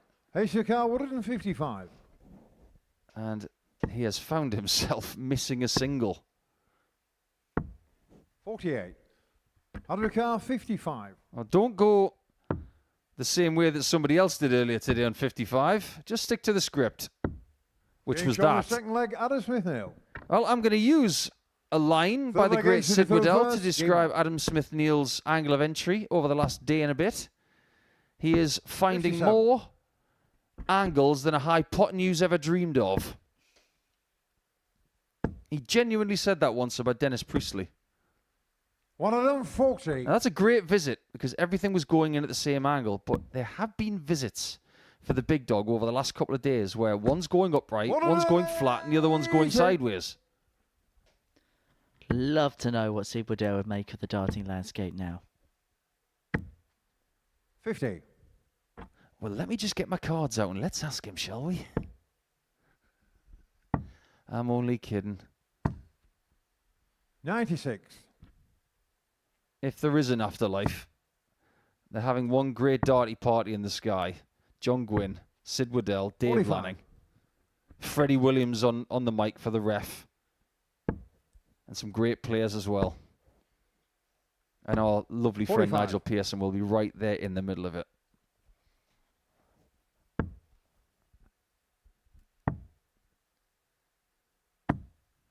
$84. Asa Cansdale, 23. 1, 2, 3 for Cansdale. 9. When he's so good, he's so watchable just because of the pace of it all. You just have to sit back and watch him. 121. Well, that was a bit silly, wasn't it? Asa Cansdale, 18. That wasn't silly. That was very good. Asa Cansdale. Reduces the arrears to 1. Got him to throw first. I'm not even sure what Adam was going for. Was it treble 18 or treble 20? Your guess is as good as mine. Well, treble 18 makes sense because that would have left double 4. 40. I can imagine there's quite a few nervous people who are watching Asa over the last day and a half, praying that he makes it through to a first Saturday night. He's still in with a shout. He has to win this game. He'll have to win his next game, and he'll have to win after that as well. He's going to have to beat Aiden Kirk after 2 victories to stand any chance. But I will tell you one thing right now. If he gets into that Aiden Kirk game in game 13 and he's still got a chance, he's won my respect. 41. As I say, I hope it's not the only time we see him here. I think there's something there, and I don't say that often about a lot of players. I think sometimes you watch a player and they just stick 59. out, don't they? Asa Cansdale, 91. I felt that way about Tom Lonsdale when I first saw him. Double 16. 59. And look at that one. That one's spiked. Asa Cansdale, 170. That one's so upright. Shots on. Yeah, bully. 145. Not quite. Asa Cansdale, 32. 32. James on the 4th leg, Adam Smith-Neale. Asa Cansdale is hanging on to throw first. Game on. to the cliff edge by his fingertips now. We don't have many double-barreled surnames in this sport, do we? You got Phil Johnson-Hale, Adam Smith-Neale, 140. and Louise Peters. But that's more like first 2 names, isn't it? Alan Warner Little. True. 60. Not many. You look at the Pro Tour, for example. There's not many double-barreled names there, is there? 174. What there really should be is a triple-barreled name because there's 3 bullets to send. 45. And Smith-Neale is causing chaos for Cansdale. He's breaking his heart right now because he's turning up exactly when he didn't want him to. 97. Closest you get to one of the top 100 is Denny Oldacota in the world rankings. Smith-Neale looks at 90. Asa Cansdale, 90. To wrap this match up by a 4-1 score and to eliminate Asa Cansdale from the race. 72. Would have been a 12 dart if he got it there. Well, this doesn't change anything for Bradley Vandervelden. He's still going to have to beat Asa 39. when he plays him. Asa Cansdale, 18. 2 9s to win the match. No score. It's not there, but I just wonder whether Asa's race is run here. She's dropped off a little bit. 100. Asa Cansdale, 18. He's sticking in there for now. There might be a twist. 10. And it could happen right here. Car 120. He's had a bucket full of darts to end this game 4-1. Still in it. 80. And by the finest of margins, he's missed out on winning leg 5. But it's Smith-Neale who eventually wins it. And wins it by a 4-1 scoreline for Asa Cansdale.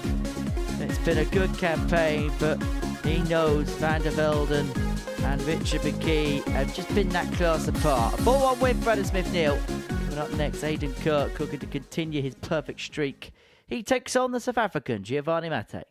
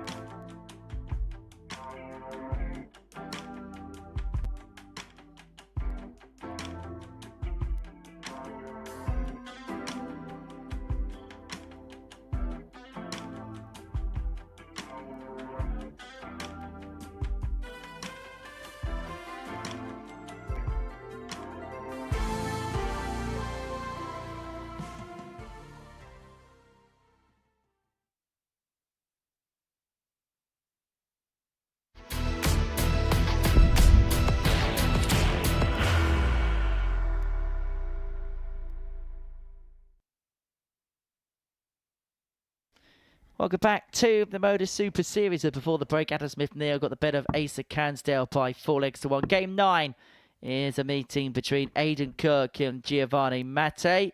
For Aiden, he's looking to keep up his perfect streak. He's on the 100% record. Wins this, he will find himself 8 wins from 8, 2 away from the clean sweep.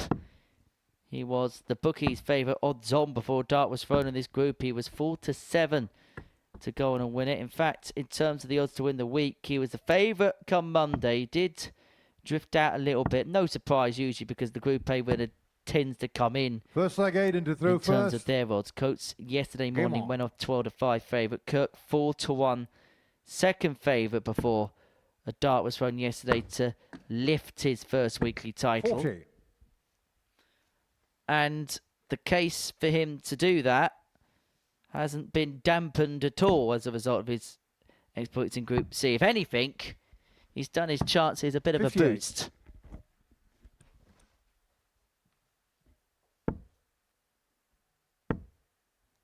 And just imagine the confidence 59. of Aiden Kirk if he were to win this fixture again. He'd be 5-0 against the South African for the week. He's already beaten Bradley Vandervelden 5-0 for the week. 40. And he might not lose in this entire group.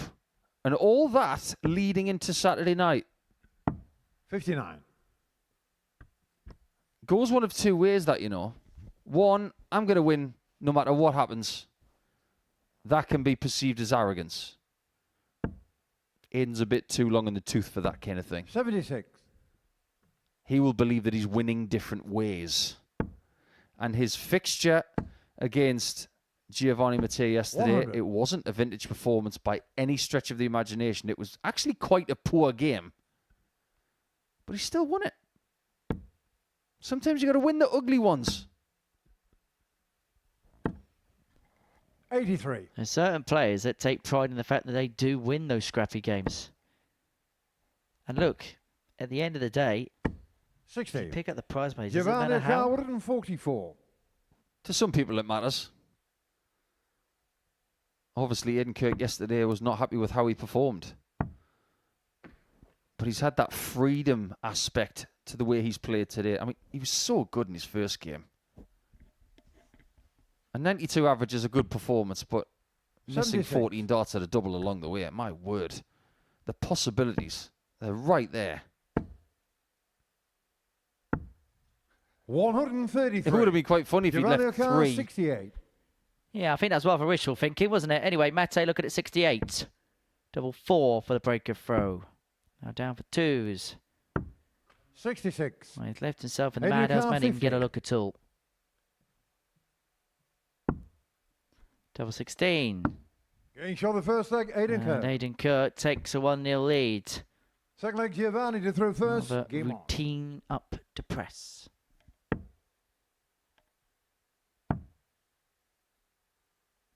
$27.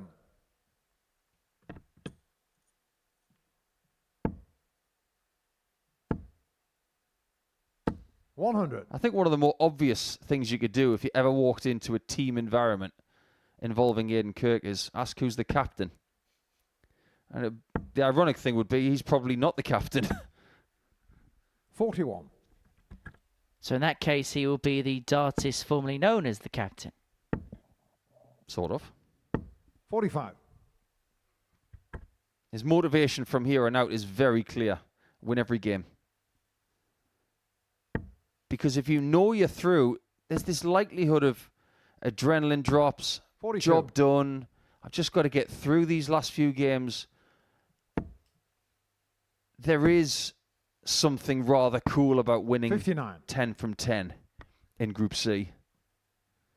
Just ask Alex Williams. He was sensational. Just a few weeks ago in Series 13, he did not win 45. the week. And this is how fine a margin it was for Alex. He played 14 games that week. He won 13 of them, and the one he lost was the final match. But stay motivated, stay a winner, and that will do wonders for your belief. 57. Aiden Kirk, Goes back to the 117. age-old point. Timing is everything. As Aiden Kirk looks at 117, unable to muster. However, 57. time is very much a friend of his in this particular leg. Giovanni just about straying outside the 300s after 5 visits to the board. 100. Aiden Kirk, 60. So Kirk here looking at 60 to break the throw and open up a 2-0 lead.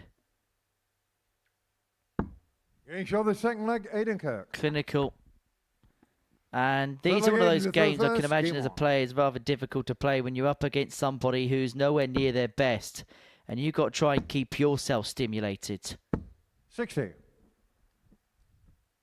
hand on heart, I never struggled with that. I didn't mind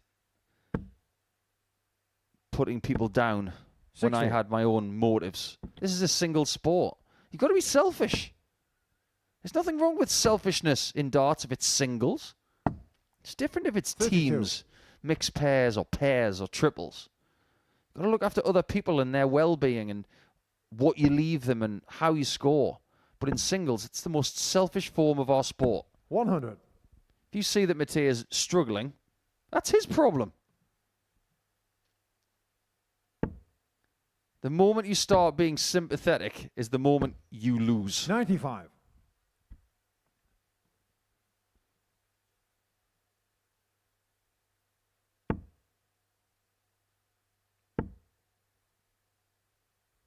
$60. If you don't think sport is brutal, think about what sport was like 2,000 years ago. Sport was very different during the Roman times. 134. Sport was so brutal that if you didn't win, you would perish. It's not like that anymore, thankfully. But it's still got that gladiatorial factor. Yes, things have very much 44. changed.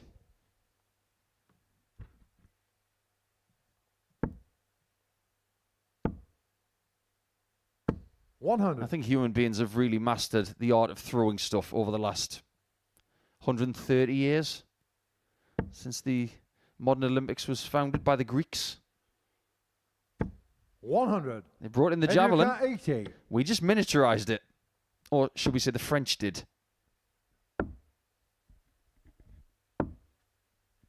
70.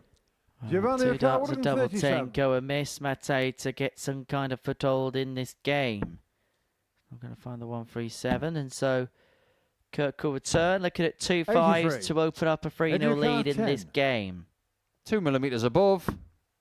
That'll do. And that is very surprising. 8. Giovanni So was O'Connor, that. 54. Double top. Getting shown the third Really leg, doesn't matter what Giovanni Kirk Mate. did. Mate gets his chance and breaks. Fourth leg, Giovanni to throw Back first. to 2-1. Game on. Just ask Aiden Kirk a question. Hold here. And we will be back at 2-2. And at that point, Aiden Kirk will just be beginning 100. to have a bit of a whirl round between the ears. You might see a bit of a roll around on the hockey. 97.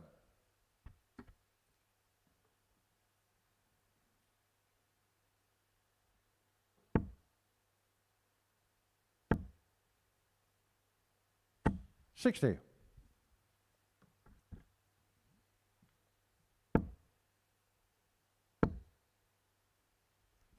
$100. Can't say I've ever met a Giovanni before. How about you, Henry? No, same here. I just did a quick search on who the most famous Giovanni would be, and I'm sure there are plenty of famous Italian Giovannis. Giovanni van Bronckhorst, of course, was and still is 44. a prevalent Dutch football coach. He was excellent for the Netherlands. But Giovanni Ribisi, the 51-year-old actor, was famous for Friends and Gone in 60 Seconds. 60.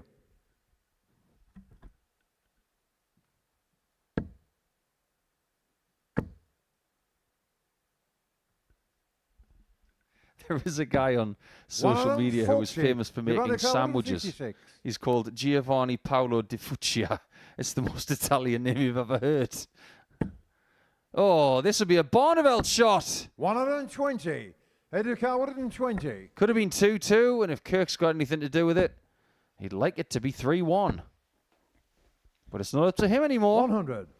Be disappointed because that first dart was so inviting. Mate looking at 36 to bring us back to an equilibrionic point. Gage on the fourth leg, And Giovanni we are Mate. back at 2-2. Fifth leg, Aiden to throw In first. this Game our on. 9th contest of the day. Don't forget, we're going to be back from 10 o'clock this evening to see how Group B is going to pan out. Simon 140. Whitlock picked up a full complement of points, just like Aiden Kirk did yesterday. We'll see whether he can maybe carry on the kind of streak that Aiden's picked up on this 119. Friday afternoon. We're also going to see how Mrs. Gurney, Osborne, Usher and Hughes also get on. 60. Let's say 10 o'clock tonight. We will resume that. And then tomorrow evening from 7:30 p.m. we will find out the third name that will be playing in Champions Week when that comes around again in the middle of July. So I hope you can join us for that. 100. Yet again, this fixture is troublesome for Kirk, and I want to know why. Yesterday, he didn't play very well against this guy. Is he a little bit of Captain Kryptonite? And we will be focusing on 100. the rest of the action this afternoon and tonight. We'll also be keeping an eye on what's happening around the world over the weekend. There are ranking tournaments in Mongolia this weekend, 105. which means that Paul Lim's probably going to win again. And there's Australian Darts Association action happening over the next 3 days, and their first event has gone the way of Brody Kling again. Boy, he's played some good darts this year. Educa 96. He hasn't got the double 18, so Mate can 56. take the lead against the Giovanni table topper. 42. A man who's previously been unbeaten. Getting shown the fifth leg, Giovanni Mate. But Giovanni Mate has found a double 16 to break in lead 3-2. Has the darts to get over the line. And maybe we're about to see a new name emerge on the PDC Nordic Baltic circuit, because 45. Finnish player by the name of Mio Varilla. Now, I'll be honest, I didn't know too much. You didn't know too much either. He's won the qualifier for 96. European Tour 10, beating Yanni Havisto by 6 legs to 3 in the final. Always good to see new talent emerge. 140. And new talents are emerging here, there and everywhere. Finland's quietly brewing to something, you know. 93. There's a couple of players on the Nordic and Baltic circuit from that particular nation that just beginning to get better and just beginning to come up to the boil. Well, it's about time, because Finland's been in a state of catatonia with darts over the last 15 years. Oh, did I say that out loud? I think we all meant it. Well, ET10 is Budapest. He's in for a treat. 180. As might we be towards the end of this one. This game is getting very interesting. Can Kirk stay undefeated? Or can the bottom placed Giovanni Mate beat the top placed Aiden Kirk? Perfectly sat for a second, but unable to muster. And so Mate is going to get a match-winning opportunity. And that match-winning chance comes by way of a 116. Can he nestle one over the top? Yes, he can. He's going to get a match done at double 18. He's going to get double 18. And he is going to be the first player to beat Aiden Kirk in this group. The player at the bottom of the pile has beaten the man at the top. What a big upset that is, but what a great win that is for Giovanni Mate. Fair play to you, sir. Next up, Asa Cansdale, and he takes on Bradley Vandervelden.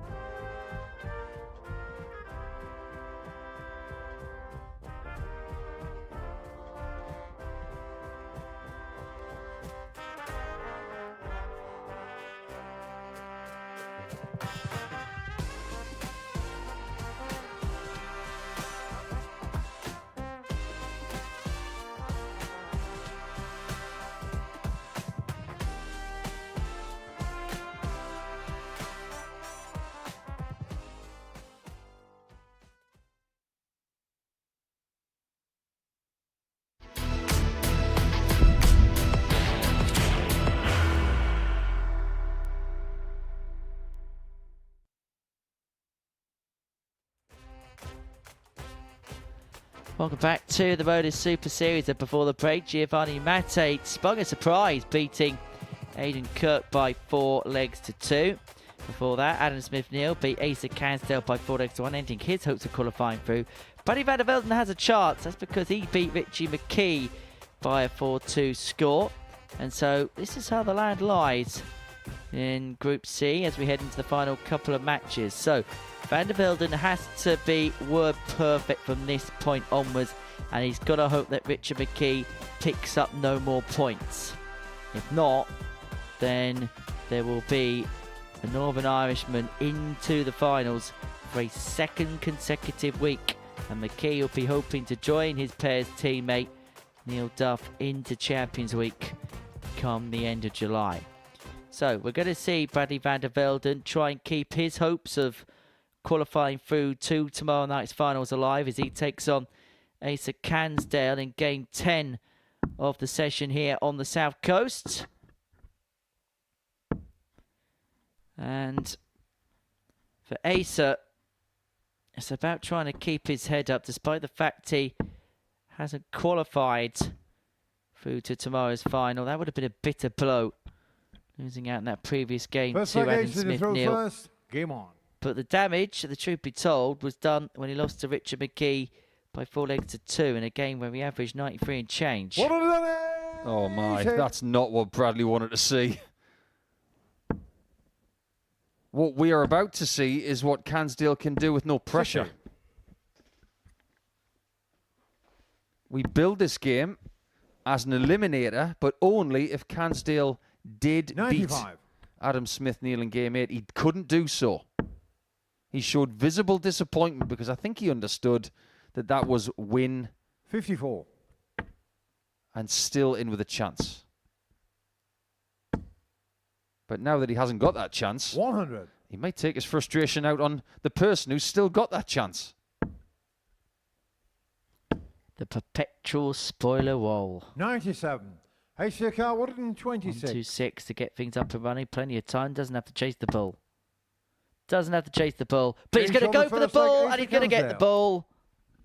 Well, I think he wants to show off Game on. the fullest extent of his talent. I think he already has. It's a question of whether he can do it over the course of 4 or 5 legs in about 8 minutes. He's got pace, he's got talent, and he's got the levels.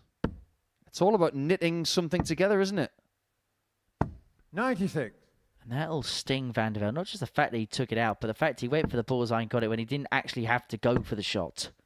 Play enough players at this level, and you're going to meet people who will just do that because that's what they want to do.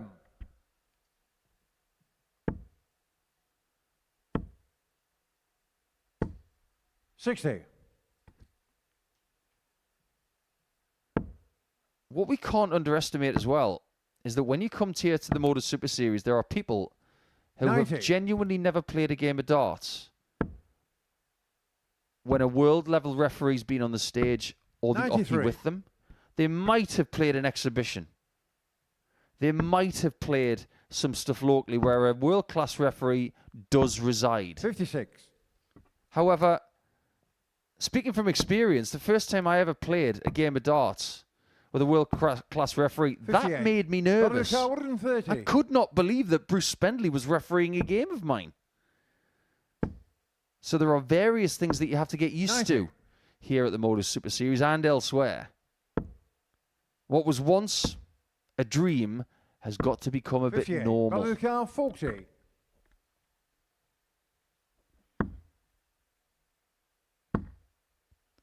Double 10. 30. Asa Cansdale, 136. Not again. Surely not again. 136 ain't going to join the 126 and the 138. And so Vandervelden to draw himself 74. back level is having a look at double 10. 5 here.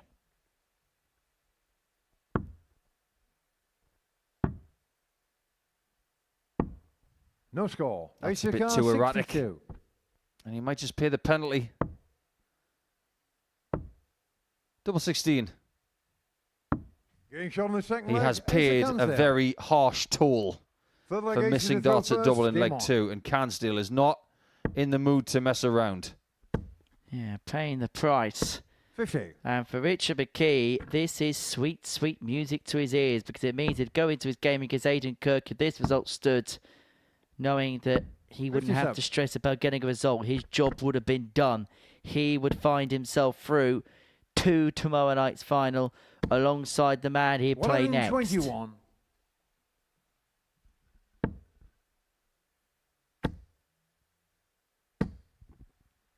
$135. There was a lovely rhythm about this game. I think these two do suit each other with game chemistry. 120. There's just no messing around. Sometimes you've got to have your dance partner, and this is what one is to the other. 95. Can you conceive that maybe 6 to 12 months down the track that you could see these two in a weekly final? 60. Conceivably. I think there's still a lot of work to do for the pair, admittedly, but it wouldn't surprise me if we saw these two back on a couple of 60. occasions. Let's put it that way. Asa Cansdale, 150. In terms of baby steps, I think both have warranted another crack at this. He's having a crack at the 150, and he's just narrowly missed the double 18. Well, every big finish is getting scared in Asa Cansdale's case in this game. Asa Cansdale, 36. This performance is really good. Asa Cansdale. Averaging 92, 75% of the doubles. This is another level to yesterday. Let me remind you, Derek Coulson didn't make it through to Saturday on his first go here in a Group C. Oh, that's a big call. I'm not saying that anyone's going to go 43. And win 5 times weekly titles, but you know where I'm coming from. Yeah, absolutely. It's just an incredible comparison. When Coulson first came here, we knew he was talented. 100. We knew he was one of the senior pack of players that maybe didn't do anything earlier in his life. But the one thing Cansdale's got is time.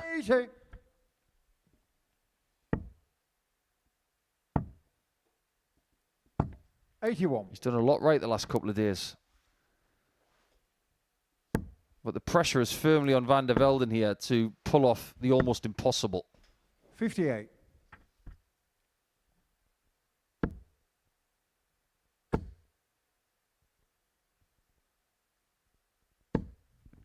That is an incredibly impressive ton. It gets him back into the leg.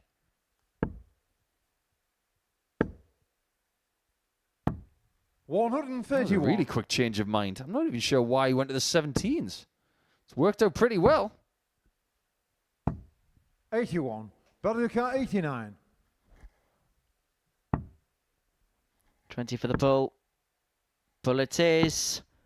Bullseye perfectly pinned. He gave us a bit of a look there, didn't he? Fifth leg, ace in the throw first. Game on. If looks could kill, I'd be lying on the floor. That was defiant. 57. I am not going down without a fight. The Wolfpack's got a bit of bite. 96. I can't imagine a Wolfpack around in the forest saying to another species, oh, it's fine, you can have it.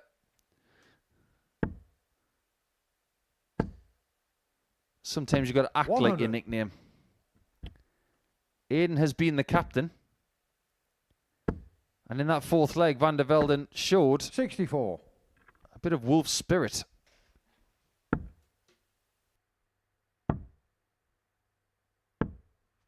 $41.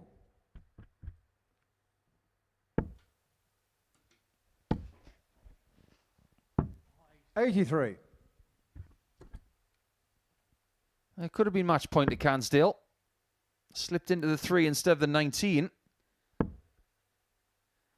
It's going to have to be treble 18 now.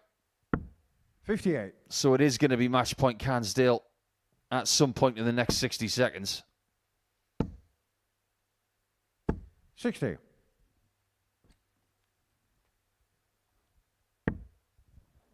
However, he would have liked it to have been a lot tidier than 116. He needs a big treble to give himself a dart and a double to win this game and to take Richard McKee through. He's got to get a dart, a double top to knock Bradley Vandervelden out and to send Richard McKee into tomorrow night. Well, that was some performance of Asa Cansdale there. It's amazing when players have the shackles off, how impressively they can perform. Cansdale, a 4-1 winner, 2 top plus checkouts and 4 from 5 on his finish in the highlight. And that sends Richard McKee through to tomorrow night's final.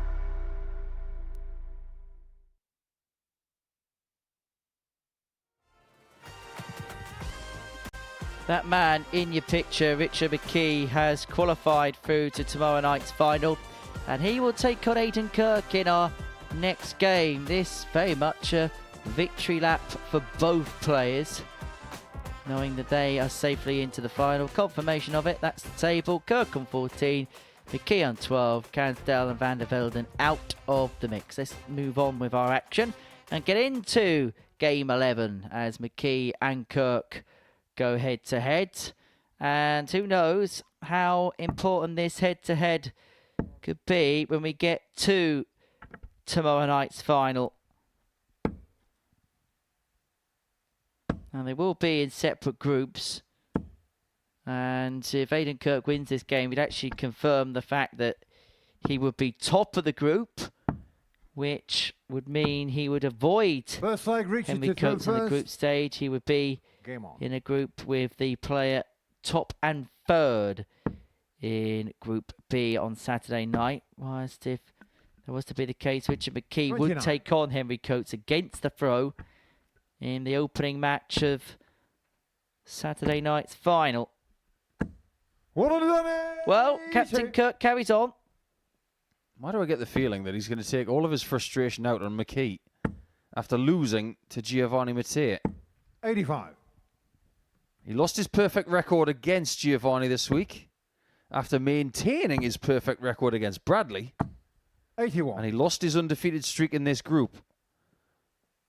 He said yesterday to you that he wanted to win all 10 games. He's not going to do that now. And maybe McKee 60. is the guy he's going to take it out on. He's got 2 more games left. He's got this one, and he's got one against Cansdale. But the evidence suggests that Kirk is in no mood to mess around. He's being shown, isn't he, Aiden Kirk? 60 left 85. after 9. Aiden Kirk, 60. And Richard McKee is nowhere to be seen.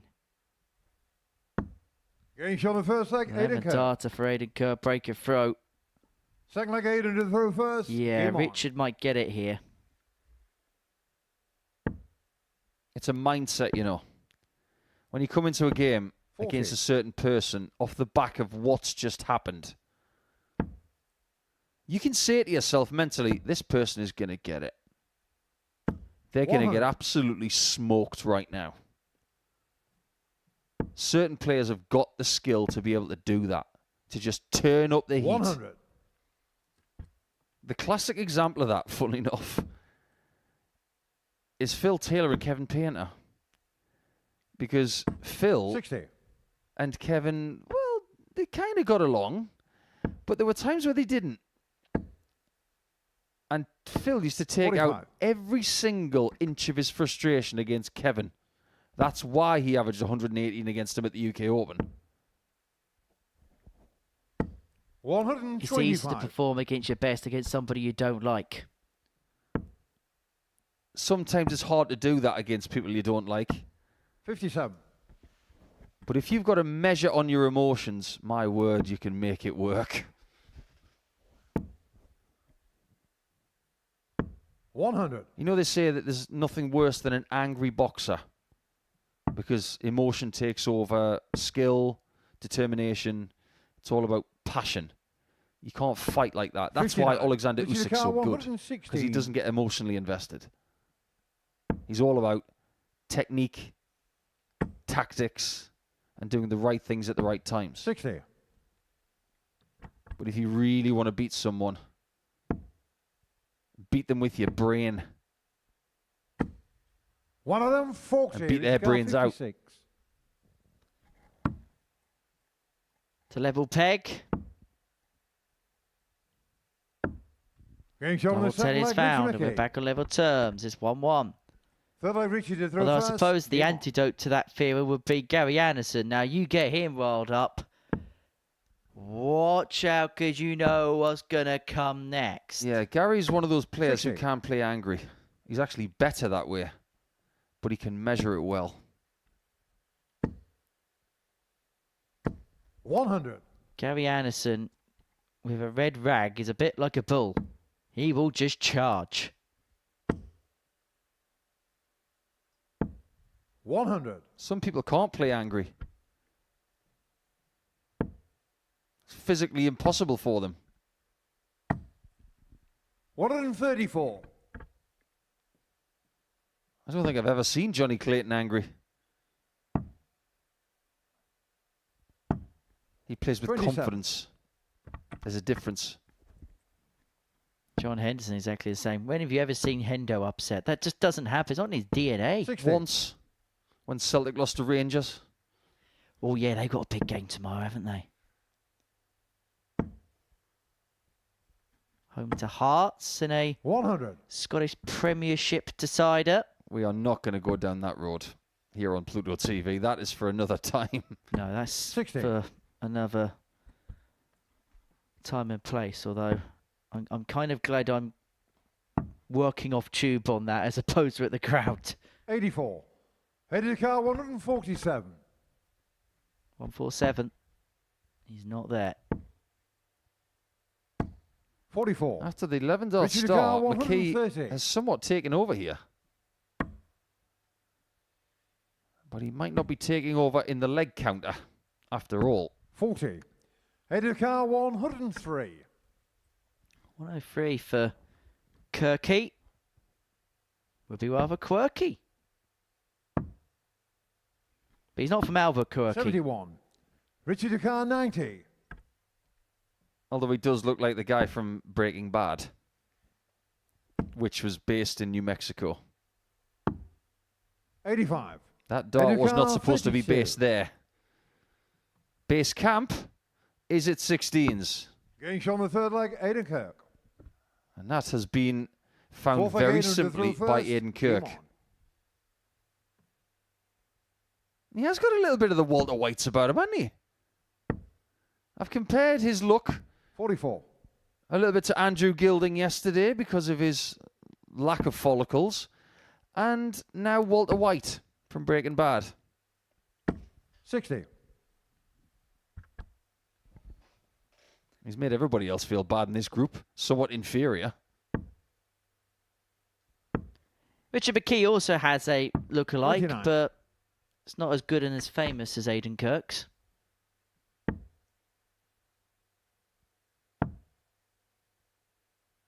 I 53. have no idea who you're referring to. And nor will anybody else watching this broadcast, unless you played here in the past or been here on a Saturday night. 94. It's a popular look these days, though, isn't it? Yeah, get rid of the hair on top and just keep it on the jaw. Yeah, it's something that I may need to contemplate in due 135. course.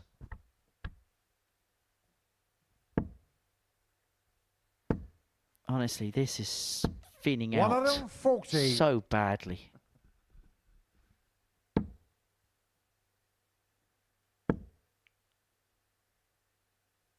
$99.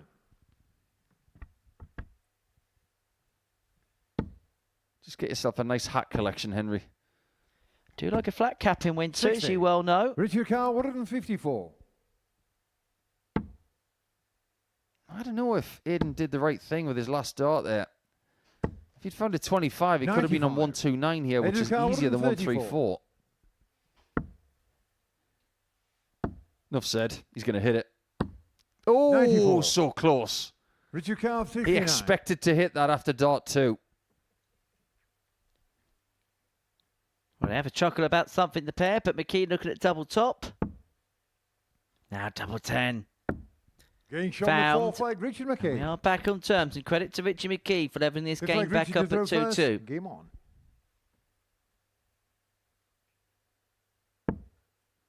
He's found double 10 a bit easier over the last couple of hours, hasn't he? We said that double 60. 8 and double 16 were better for him. And since then, when he has been on double 10, he's been good at it. 140.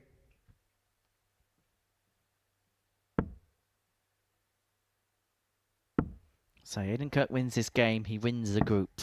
81. If not, both players be tied on 14 points and be a case of outmaneuvering one another going into the final round of games. 180.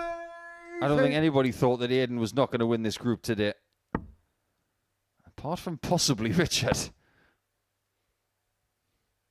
The odds were quite favourable, even though he was only 2 points behind. 4-1. He was 4-1 to win the 59. group at the beginning of the day. Aiden Kirk 1-7 on. Certainty with the bookies. 99. Aiden Carr, 122. He could use the bull first. Or he could just get 4 18s. And the bull. 97. Another close Richard call. Carr, He could have got the 170. 1-3-4 with 2 tops. He could have had the 1-2-2 with the bull. And he might be 3-2 down. 137. He wanted it Aiden so Carr, badly. 25. And he forgot where the bull was. And Aiden Kirk's forgotten where the single 9 is. 21. And double 4's Richard Carr, caused him problems 33. in the past here, and it's caused him a problem again here. And so McKee has been good on this side of the board.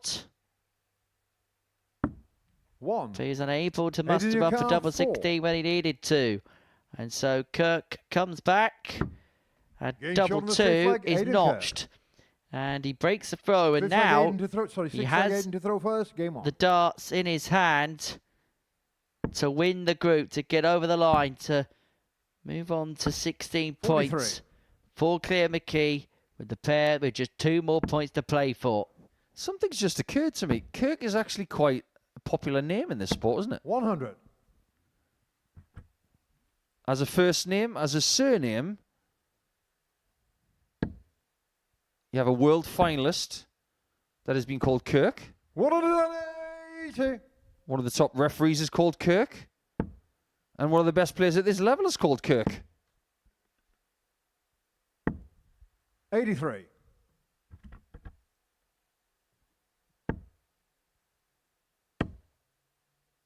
If he has missed, it has been a 40. 5.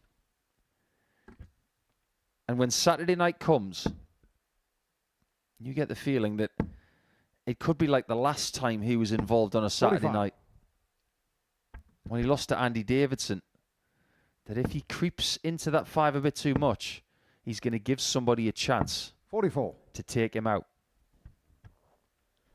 Yeah, he's finding that Mardle drift, isn't he, that Sid Waddell famously coined. And just like Mardle, as you mentioned 133. earlier, because of the way Aiden throws the darts, if he pulls one, it's mainly because he's thrown it across himself. 60. Well, that Richie was Car 140. as straight as a die. Double 10 again. 130. And he does give Kirk another chance of this 134, which 134. you missed earlier on. So for the 54, and then a crack at top, so able to muster. So 56. McKee to take us all the Richie way Car to a 10. last leg decider. Having a poker double shoulder 5. six leg, Double Richie 5 is McKee. found, then this game is going So to the final leg, Richie head to throw all the first. way. Game on.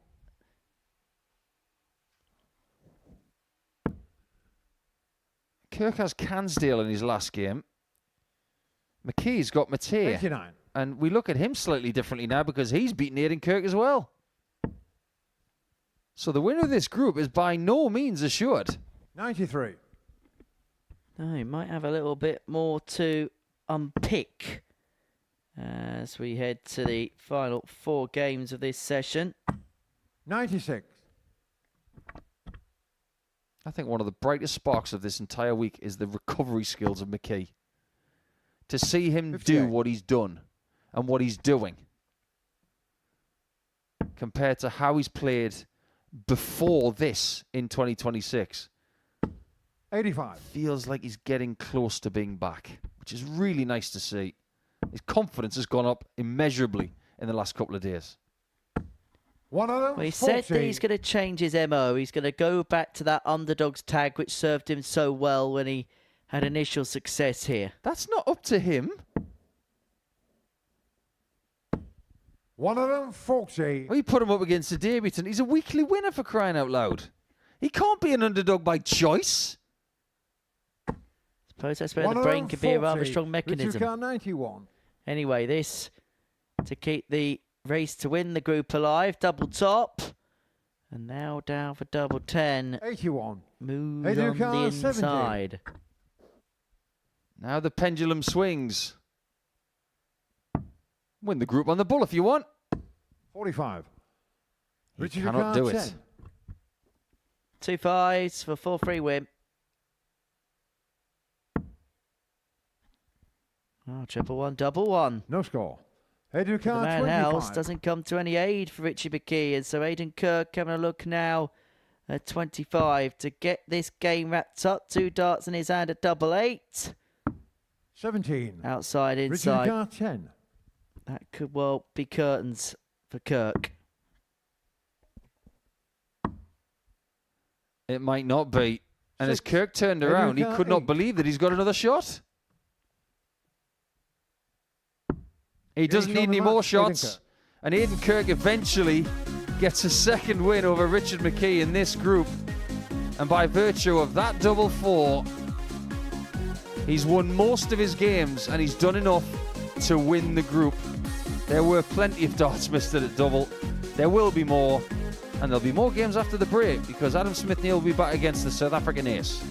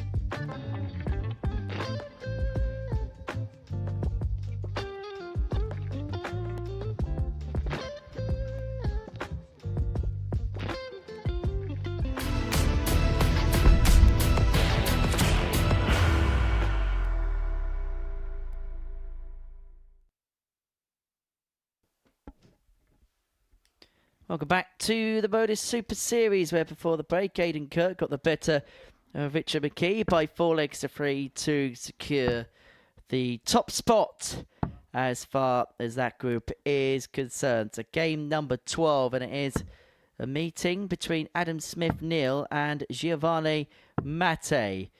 For Giovanni, he pulled off a superb one in his previous match. Got the better of Aiden Kirk by 4 legs to 2. As far as Adam Smith-Neale's day is concerned, lost out 4-2 in his opening game against Richie McKee. Game on. Followed that up with a 4-1 loss against Aiden Kirk, although admittedly in that game Kirk averaged just underneath a ton and was 4 from 5 in terms of his finishing.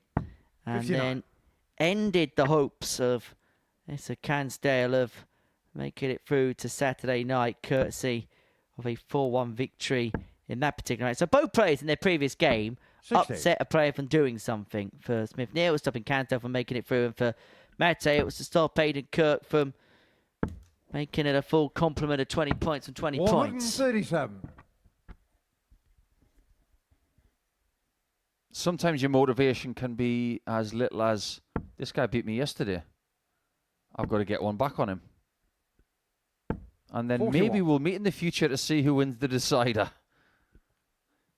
But I'm really interested about the career of Adam Smith-Neale. He's had his ups and downs. 79. He's had his ups and downs in this building. He hasn't done very well here. Where does he go from here?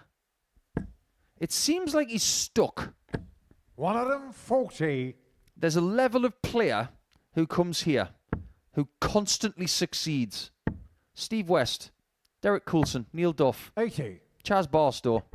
These are people who play lots of stuff at this level, and they do lots of things and win lots of things. Smith-Neale is in a level below 45. How did the car 146? that. I don't think he's going to be happy with that. So how does he get higher? Well, this is a guy that's won the World Masters, so he's had something tangible to his name. 98. Now, his appearance at Lakeside didn't go to plan. Yeah, but he was on crutches. Yes, that was exactly the point. So he'll feel as if he's never had a fair crack of the whip when it's come to that particular tournament. 60. Is it a case of maybe Adam playing Carl, that and trying to 48. get into the World Championships? I don't quite know. I think it's a bit of a crossroads, which Enjoy only the first leg, Adam Adam really Smith-Neale. himself can give us the answer to Second leg, and try and Giovanni, work the out. first He's game worked on. out the equation there to take the opening leg against Giovanni Mate. Do you know what Adam used to do 100. when he was younger? Work-wise. He used to work in an abattoir. It's not for the faint-hearted. No, 62. definitely not.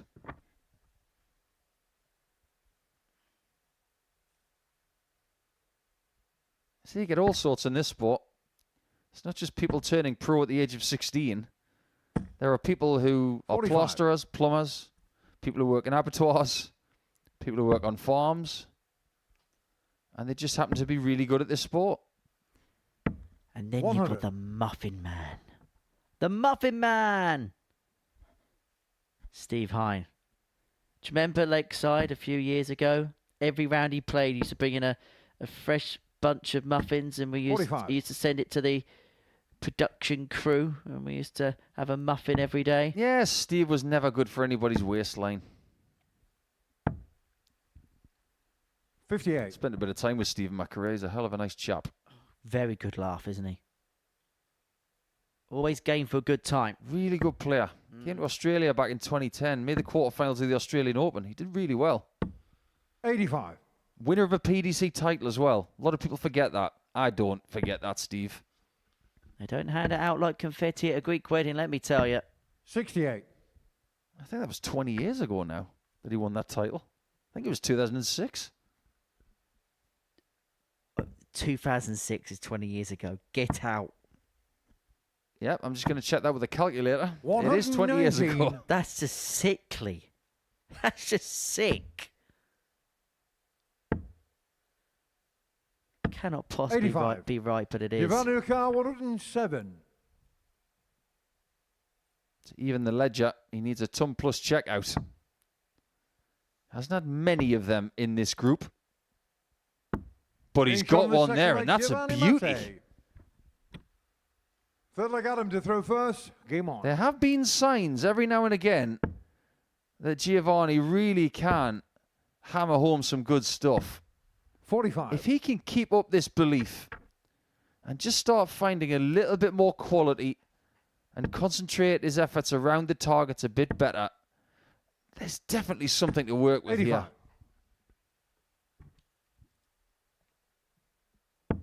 Because every now and again he reminds you that he can play this game against some very tidy players. 58. Well, the year 2006 has sprung my thinking for today's Tungsten Teaser. 100.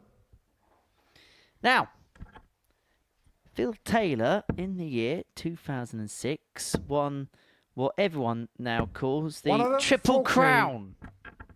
Not everybody. The World Championship, the World Match Play, and an unranked tournament. The Premier League. Doesn't work. They're not my words. 16. They're not my words, but I'm piggybacking off the back of it. You're just bringing it up to be obsequious. Yes. Anyway, moving on. Who did Phil Taylor beat, or the players that he 95. beat in those three finals to pick up those titles? Manly. Correct. Infamously 7-0. In the flamingo shirt. I'll tell you what, I'll give you some thinking 100. time because this leg looks like it's joined towards a close. Lloydie? Incorrect. Lloydie won the match play, didn't he, the year before? No, it was the Premier League, I'm 131. thinking. Nope. Giovanni O'Carr, 156. Nope.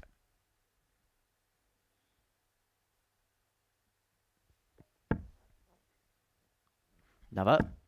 Yes, double 18. What a pin for another big one. 138. Adam O'Carr, 32. A bigger big one. A bigger than the big one he took out before. Yes, Adam, that's an 8. And that's an ace. Finish on the third leg, Adam Smith-Neale. So, you've got Fourth leg, Manly for the Giovanni World to throw Final. first. Game on.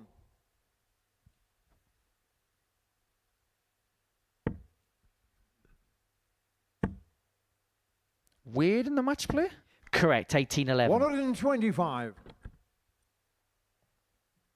The Premier League's a sticky one. Was it Sholton? Oh, that's so good. Yeah. So good. 131. 16-6 at the Plymouth Pavilions. Well, that was a very unique venue, wasn't it? Plymouth Pavilions. Down in the southwest. Down deepest southwest. 100. Yeah, they don't play in pavilions like that anymore. Slightly outgrown those particular types of arenas since then. I'll tell you what they should do. 48. If they want to branch out the Premier League, take it to Hungary. Take it to the MVM Dome where they have the Hungarian Darts Trophy. That place is state of the art. It's massive. And it's right in the middle of the city. 54. It's probably the best arena for darts in Europe. And I'm sure the players that are travelling around here, there, everywhere, every week will not mind a trip 44. to Budapest right in the middle of it. If anything, if you think about your scheduling, if you can, and I know this is all about practicalities and all the rest of it, but tying one of those further Eastern European tours in and around that weekend, you might see players say, you know what, I might play in that one. That'd be my designated one to get me 94. into the European champs if you're one of those players that don't want to play in everything.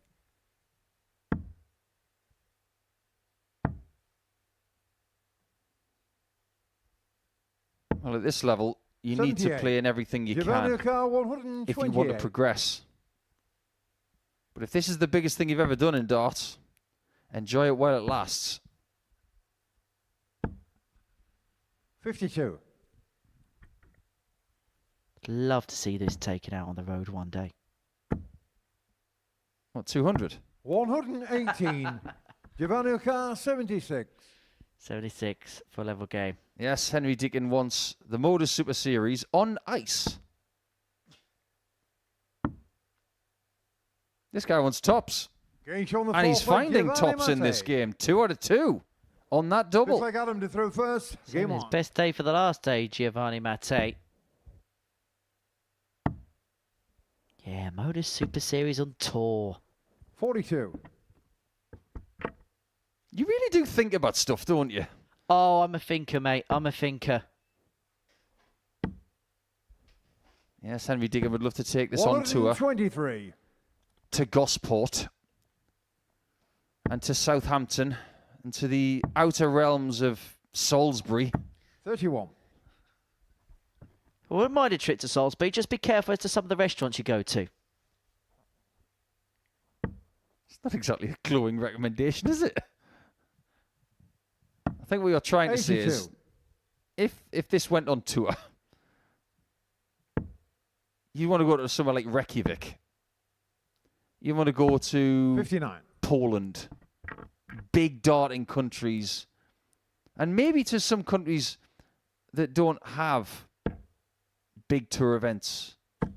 They don't have affiliate associations. So 45. maybe you'd want to go to Iceland. It's a great opportunity over there to get darts bigger. But they have an incredible venue over there, run by some really 85. passionate people.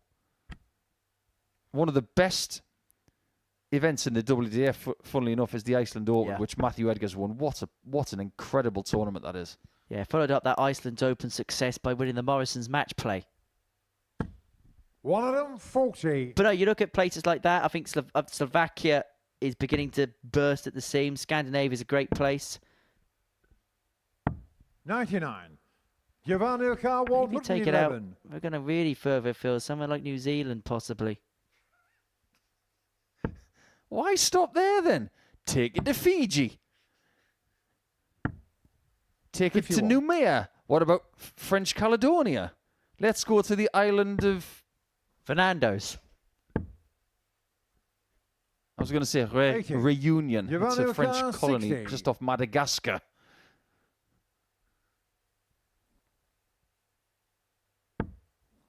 Double top. Getting And shot it on the fifth goes. leg, Amate Giovanni leads Mate. 3-2. Might ask the powers that be, well, want to 6-8, go on Giovanni holiday through next first. year. Keep And I on. might see if we can fit a specials week in and around it on location. These things don't just happen, Henry. You know that. I know they don't. I know they don't. But in my Things take very years to tiny plan. mind, you can hope.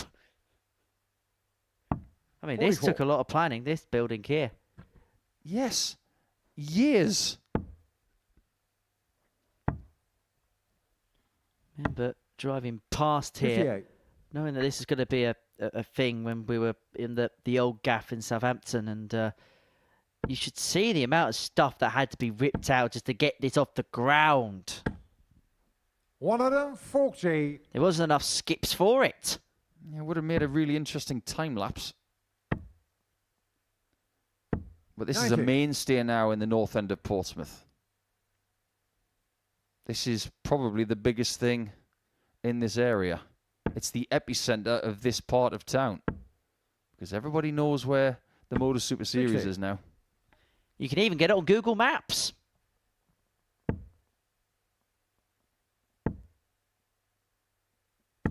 Yeah, it was a church, but it was also a pub, a nightclub. I remember my dad telling me he used to go clubbing in here when he was in his 20s. 125. I don't really know what to say to that. I can't imagine there being many 43. Giovanni corks Oka, popped 132. back then, but there could be one right now. That's a nice marker for the bull. And he can't get there. 104. But Adam's in real trouble if he doesn't find this. He's not going to, so Giovanni Mate could win 2 games in a row 83. Giovanni to get to 6 points, to jump Adam in the table. Credit goes where credit's due. He is showing us exactly what he's capable of. He's been nervous for a fair part of this week. No score. But it feels like he's just Africa, settled down 87. into the job. And we're seeing exactly what Giovanni Mate can do. But a couple of missed darts and a double there to win the match has presented this chance for Smith-Neale, which he James Shoulders, takes 6 with leg, Adam aplomb Smith-Neale. on the bullseye. So the final leg, Adam to through first. Game on. You see, things can change really quickly. All of a sudden, you're in charge. Double 14, win 4-2. You miss a couple of shots. And then someone who's 57. been to the top of his own mountain says, I can stop you. And he has for now. Oh, how things can change. 60.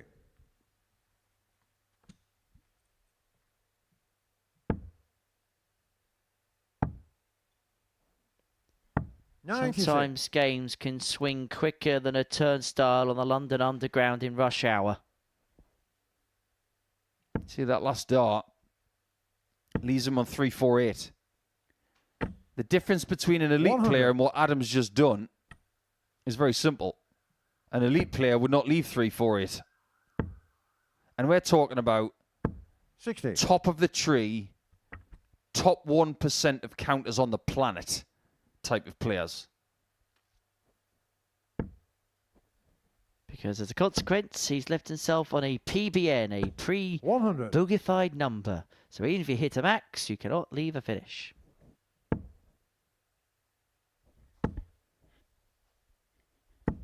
$83. You're not catching on to the bogified thing, are you? I'm not. I'm sorry about that. In fact, I'm not sorry about that. I'm going to recant on my apology.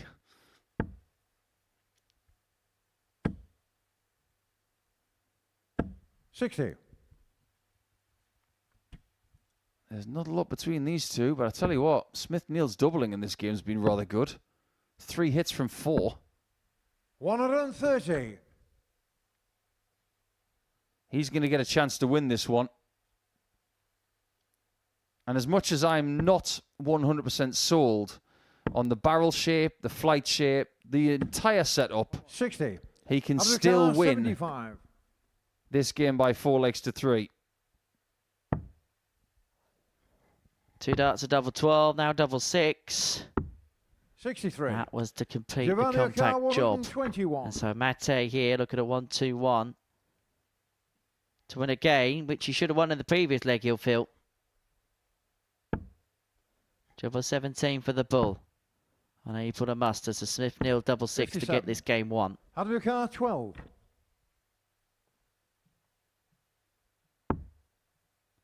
Basement. Getting shot He on does that. find it, so he does get the win over Giovanni Mate. He lost to him yesterday, so he does even the ledger. A fair play to Adam. He took out a wonderful 87 on the bull to make it 3-3, and he gave himself a chance to win in that 7th leg. That's what he's done with a 79 average. The doubles were very effective as well.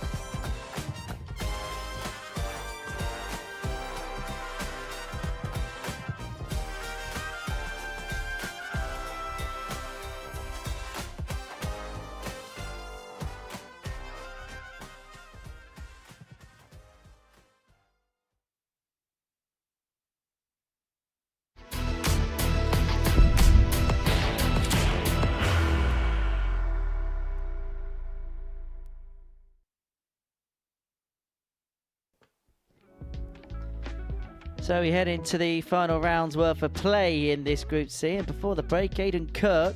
Sorry, Adam Smith-Neale got the better Gio Mate for free. We're about to see Aiden Kirk take on Asa Cansdale as we begin the final round of matches. Now, Aiden Kirk has won the group. He has conceded just the one game over the course of his 9. Richard McKee in second position on 12. Cansdale, Vandervelden on 8 respectively. Smith-Neale on 6. Mate the bottom on 4. As I've been saying really for the course of the last couple of days, there's a lot that I've really liked about Asa Cansdale in this group. So hope we see him again here for another crack, because I think the way he's played, I think there's more in the locker. And I think it'd be a little bit of a waste of talent if we don't see him back here again. He takes on Aiden Kirk in game 13. For Aiden, it's about finishing on 18 points, trying to leave here with a bit of a statement, leave something for the field going into tomorrow night's play here at the Live Lounge in Portsmouth. First leg, Aiden to throw It's not first. been his best day, but I think if you Game on. mitigate the circumstances, the fact he knew he was through rather early on, he did have a good game in there. That was an average of 99.12 and a 4 winning against Adam Smith-Neale, but 100. he's kind of just cantered today, hasn't he? He's done exactly what he needed to do. 180. It's not the first time that Cansdale has started a game today with a max. And he has a responsibility in this game to try and 100. protect his 3rd position in the table. As of right now, this second, after 4 perfect 97. darts, he's on 8 points. Leg difference of -1. He's won 26 legs. And Bradley 30. Vandervelden has done exactly the same. So whoever wins, or indeed 98. loses by the smallest margin, will finish 3rd. 101. Asa Cansdale 26. Good mathematics from Kirk to leave himself on the big fish. Cansdale being forced to attack the 1-2. So it's not that that's going to be any kind of issue, because that's exactly what he did in his previous match of his opponent, Bradley Vandervelden, not on an outshot. 112. Asa Cansdale 40.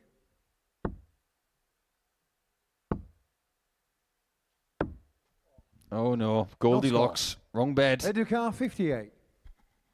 And does that signal problems for Cansdale as Kirk looks at double top, On the first leg, pins it Educar. into the corner, and the captain finds Second leg, himself Aiden 1-0 to the throw goods. first. Game on.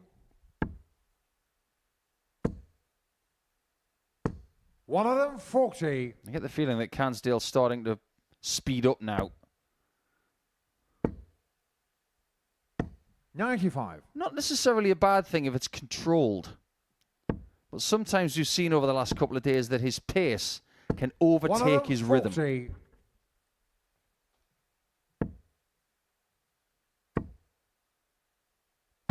140. I 125. don't think Kirk's going to be too perturbed by the pace of this game. He did beat Cansdale yesterday by 4 legs to 1. 140. It was a somewhat serene victory before there was any chaos that Cansdale brought to the hockey. 99. Asa Cansdale 81. So this to level the game up at 1 apiece. Potential 11 darter for Cansdale. Treble 10 leads double on the second 16, leg, and the Asa double Cansdale. 16, no mistake. So I say, he's Third got leg, these Aiden to throw patches first. of Game absolute on. brilliance. If he can just iron out a few creases, he's 97. lively. He really is lively. Everything looks better when it's ironed. Yes. Yes, which is why I've bought an 41. iron.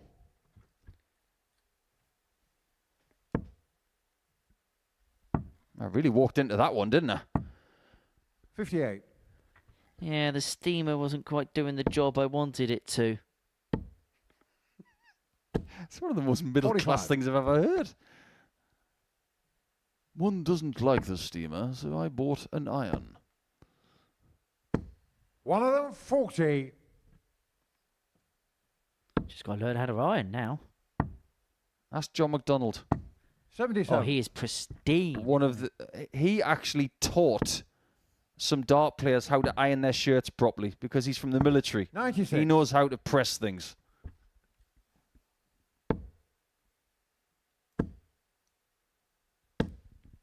This guy's got game. 180. Educar 10. Got to see this guy play again at some point this year. Double 18. 74. We are going to see Kirk Asa play again this week. 158.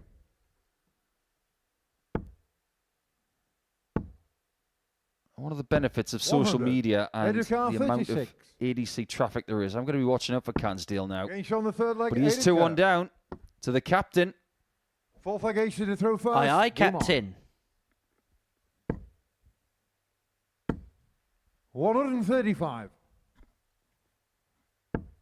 That was ridiculously quick. The approach to the hockey and the throwing the 3 darts. 47.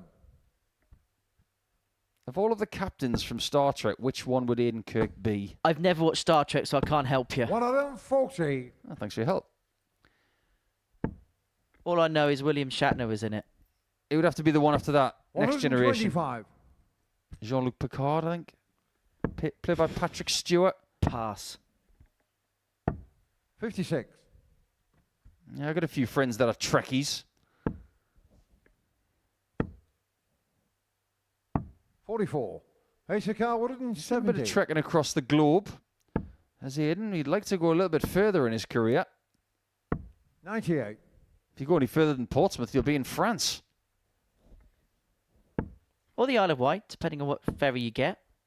Important to make sure you don't mix them up. 100. Asa Car 72. Looked rather choppy on the water yesterday to go and get a ferry, it has to be said. 32. Went for a little drive down the promenade and, yeah, the waters did look a little bit choppy. 59. Asa Car 40. For 2-2, tops. Nice Finish ring on the to fourth it. leg, 16 Asa data. Cansdale. Yeah, back on level Fifth leg, Aiden turns, to throw best of first, 3 game this on. contest. And this end of the session is kind of keeping up to what we saw for the most part of yesterday. A lot of tight, tense 58. tucks and tussles.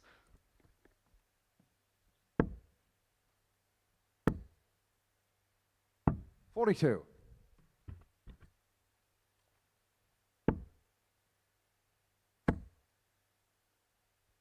$60. We did expect that Richard and Aiden would qualify. $60. So today has gone very close to the script. But there's been a couple of really decent twists and turns. 95. I think we've seen Cansdale more confident today, which is what he should take from this. Because there's definitely been more of those today. Well, imagine if he played a Group A campaign. What he would have been saying about his secondary group of the 140. week, potentially. I think he's enjoying going toe-to-toe with the best player in this group. 134. He's enjoying it very Asa Car much. 148. He will not want this match to end. But that's the purpose of it. Yeah, I get the sense he's a bit of an 78. adrenaline junkie. Asa Car 85. Cansdale looks at the ball. 41. Oh, that was a bit Asa wild. Car 70. Yeah, that was a bit Neale. I'll kneel before your captain because he's Gains on just the taken a fifth leg, 3-2 Aiden Kirk. lead. Six leg Asa to 3-2 throw to the first, good game and a on. leg away. Well, have a look 60. at that. The disparity in averages. For Kirk being able to find when he's needed to. That happens a lot. If you're throwing second in the odd-numbered legs 81. and you're in a quality contest like this, the person who throws first in the odd-numbered legs is going to get an extra visit 41. every now and again.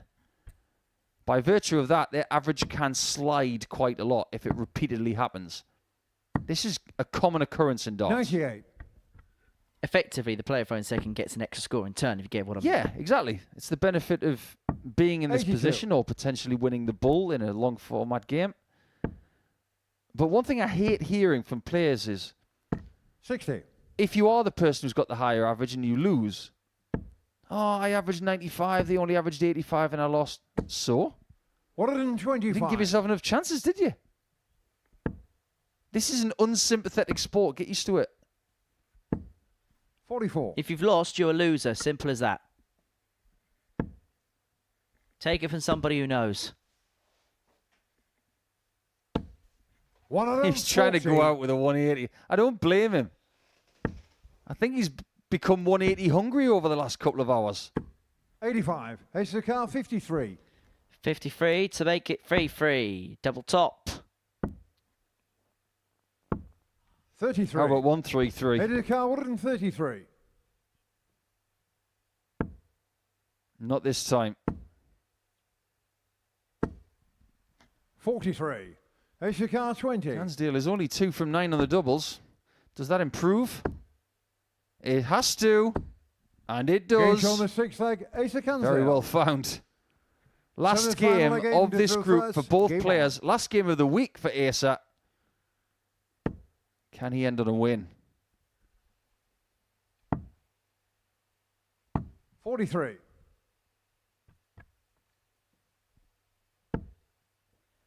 Well, that sat invitingly.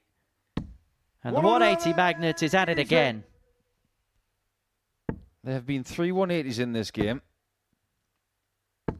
One of them 40. And Ace has got them all.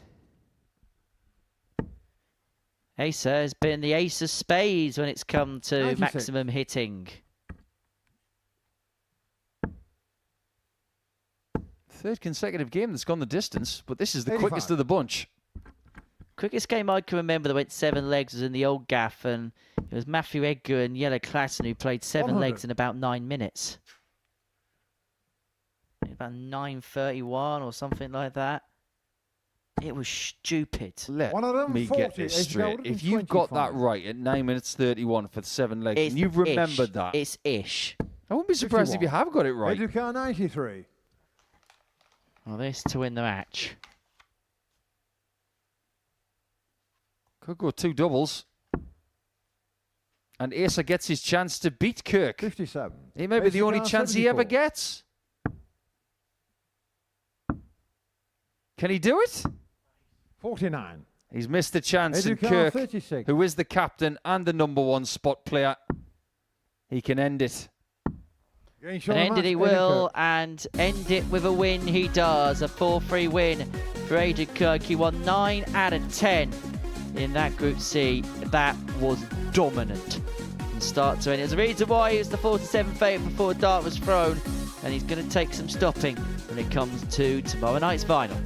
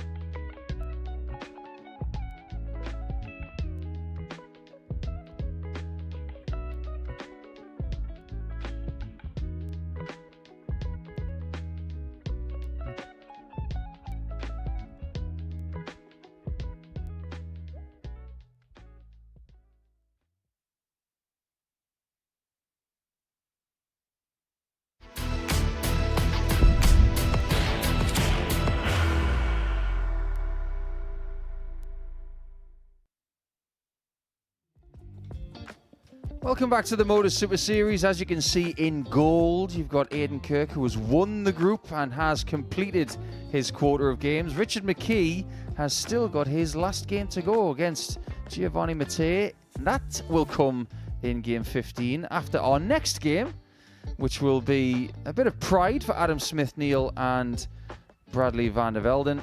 But we decided to go downstairs with Henry Deacon because he's having a bit of a chat with our group winner, Aiden Kirk. Aiden, fair to say it wasn't vintage you today, but it was job done nonetheless. Yeah, I agree with that. Been a tough week. It's been a long week. Happy to get through. But yeah, I didn't feel comfortable today. I didn't play how I can. But yeah, I know what I've done wrong. I know what I need to put right for tomorrow. So yeah, we'll see what happens tomorrow. Is it sometimes difficult because the job was done quite early for yourself? As much as you try, it's difficult to kind of maintain that intensity once you've got through. No, I mean, I don't really look at it like that. Every game to me, I try my best. I always give 100%. I always want the best possible performance, regardless of if I'm through or not. So yeah, I'm a little bit disappointed with the results, performance-wise, averages-wise. But yeah, I'm happy that I'm through. However, is there also a dimension of you that thinks, well, yes, I didn't play at my best, but I still won 4 out of 5 today? Oh, 100%. I mean, Giovanni did play well, but again, he took his chances when he needed to. I could have won that game. But yeah, I felt as though I knew I had more in the tank, but I didn't need to pull it out today. In terms of tomorrow night, you've got a nice little gap now, best part of 24 hours. Is it just resting, recouping, because the 5 days takes it out, doesn't it? Oh, 100%. Long soak in the bath with some Radox. And other brands are available. But yeah, I shall be having a long soak and focusing on tomorrow. Going to watch anything tonight, or are you just going to zone out? No, not interested. They're all dart players. They're all capable. Otherwise, they wouldn't be here. So yeah, regardless of who qualifies tomorrow, you're going to have to be on your game to win tomorrow. A little bit of unfinished business though over Saturday, right? 100%, yeah. Well, many congratulations. We'll see you there. Aiden, good luck. Thank you very much. I really like that interview. He's not giving much away. He doesn't want to feed his opponents for Saturday night because, make no mistake, I am sure Henry Coates was watching that, trying to get something he could possibly get his teeth into on Saturday night, and Aiden Kirk was having none of it. Long soak in the bath, and he's not even going to watch tonight because he doesn't need to. That's a professional attitude, because let them stress it out later. I'll just come back tomorrow where I'm guaranteed to be, and I will do my job. Kirk will be there, McKee will be there, but on the hockey right now, we've got our penultimate game between Bradley Vandervelden and Adam Smith-Neale. 56. Both on 4 points for the day. Not their worst campaign, that's for sure, in a daily sense. 57. Well, things have picked up for Adam a little bit in the last couple of hours. A win over Cansdale, that was the end of his 55. chances. And he's taken out Gio Mate by 4-3 in game 12 as well. But we're not seeing 96. stratospheric levels from Smith-Neale. We're not seeing those 90-plus averages. 99. And that's the kind of stuff you kind of need every now and again if you are going to get through Group C. 132. You don't need it all the time. You just need it every now and again against the right player. 54.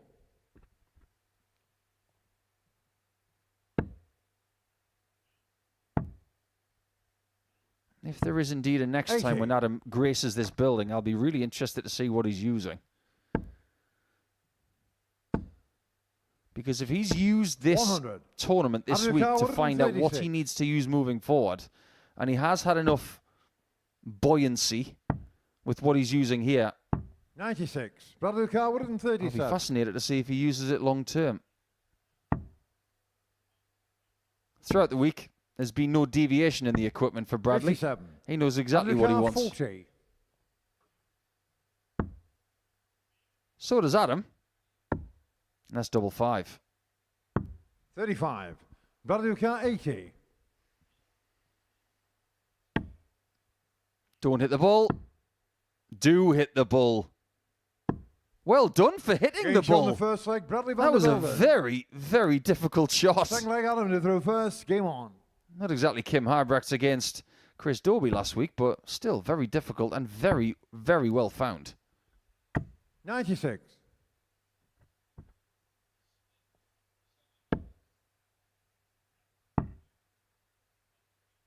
$57. Look at that. Didn't even clip the wing of the flight. What a wonderful pure shot that was. 50.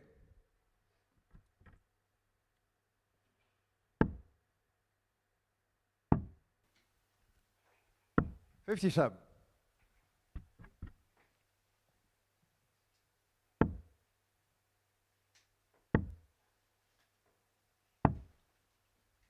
$27.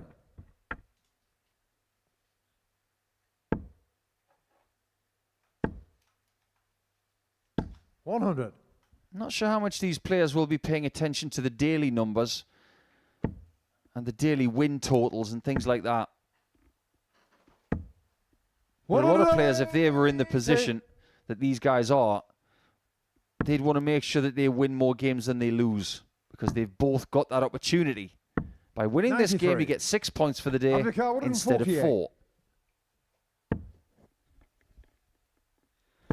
Well, Smith-Neale's got 6 of them here to 100. over this contest up at 1 apiece, and he's going to have to iron out that particular crease with a flight of dart 3.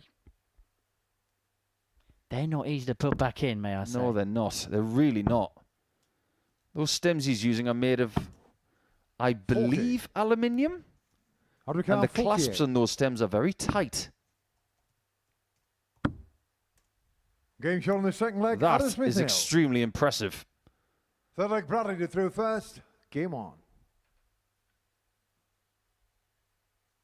Last 8 darts of that leg, maximum ton 48 and 2. 57. That's pretty good. In fact, it's better than that. World class.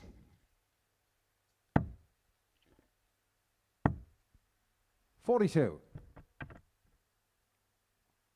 You're still looking for that quick game from Southampton, aren't you? I am, yes. I'm scouring through some dark stats here. You're the only person who's still got the stat sheets from back in Southampton. How big is your hard drive? 96. Henry and his supercomputers looking down so many numbers right now. He's in the Matrix. I am a genuine believer that you don't get rid of anything. 57. Honestly, you should see some of the stuff that I trawl out in terms of stats and that. Honestly.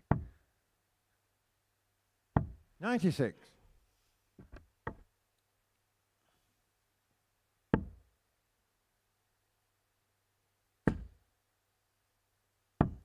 $91. That's a nice switch. It's a really interesting one as well, because a lot of people would have stayed on the 20s there. 66. That's ragged. Adam knows it. He will not enjoy that visit whatsoever. 45. And it's all getting a bit ragged now. You can sort of understand why from Bradley's point of view, because he's playing his 25th game of the week. 86. Adam's only playing his 10th. But he is 14 years older than his opponent. 40. Hadrikar 115. Shots on. Tops it is. 85. And he's gone next door. Hadrikar 154. So 154. This will be a bit of a ripper for Vandervelden, but he's unable to muster on this particular occasion. 52. Hadrikar 30. So double 15. Game shown the third leg. No Adam mistake Smith-Neale. whatsoever. Phil Taylor actually Fourth won leg a Adam world to through championship on first. double Game on. 15 in the 90s. And the latest world championship was won on double 15. Yeah, was that when he beat Rod Harrington in 95? That rings a bell. 135. Still trying to trawl through that stat. I'm on to page 70 of this book. 93. You look that you didn't see Nico give me when when I'm trawling through this spreadsheet. Yeah, the Matrix has got nothing on this spreadsheet, honestly. Even AI's got nothing on this 58. spreadsheet. Vandervelden on 350 points. That can be done in 6. 44. It might have to be done in 6 to win this leg.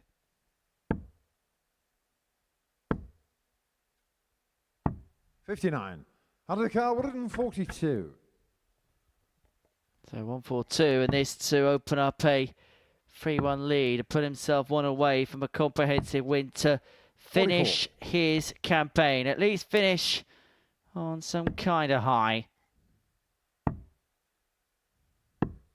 89. Out of the car, 98. Must be disappointing knowing that you're not going to Saturday again. Nice recovery. 62. But again, it's so erratic. Bad first dart, great second dart, poor third dart. Missed by an inch. With the amount of talent that Adam 82. has, he should not be missing doubles by an inch. Double 18 for, oh my, but that's not an inch, that's a mile. 4. Well, double 16 doesn't go in the end. This might. Oh, more mistakes. 110. Well, he didn't want to leave himself on double 5. 52.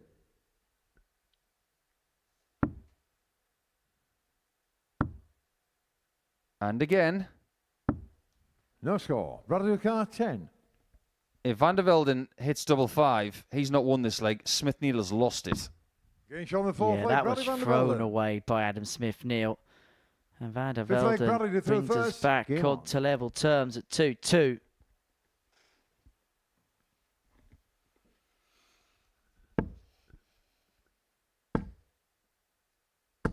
$100.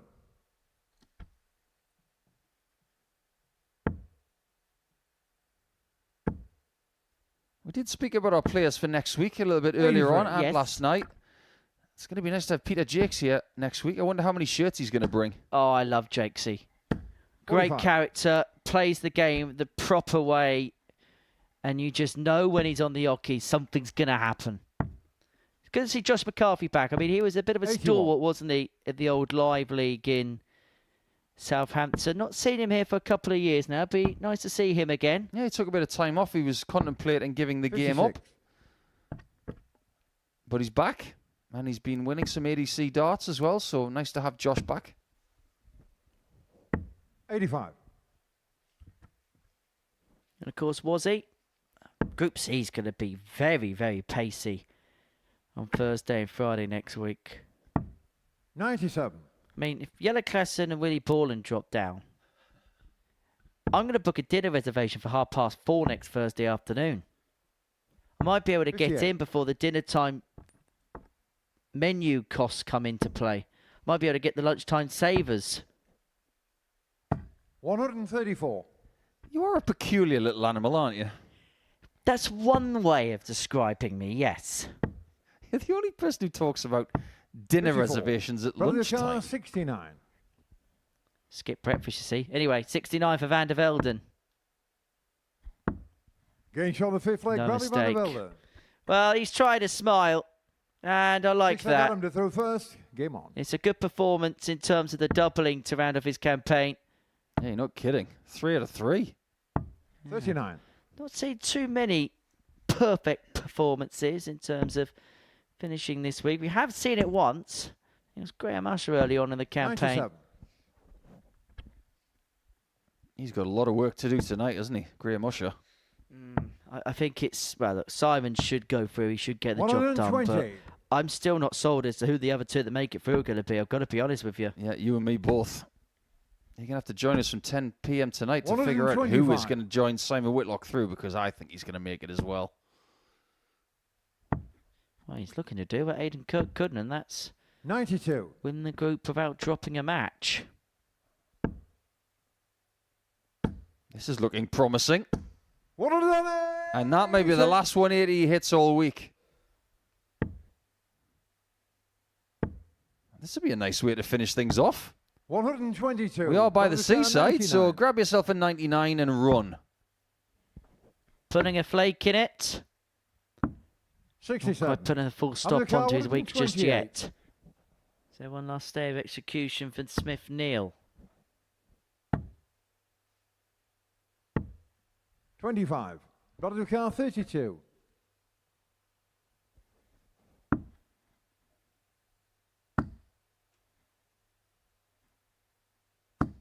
No score. Not Battle to car there. 103. That one's gone in sideways. Adam needs 51 and 32. Too many 53. times this week he's not found his way to the double. Battle to car 32. And so this, to wrap it up for Bradley Vandervelden, 32 Thanks acquired, very much, Bradley 32 Vandervelden. got, and he finishes his week at least with a win to look back on. The Wolfpack gets the better of the big dog. Our final game sees Gio Mate take on Richard McKee after the break.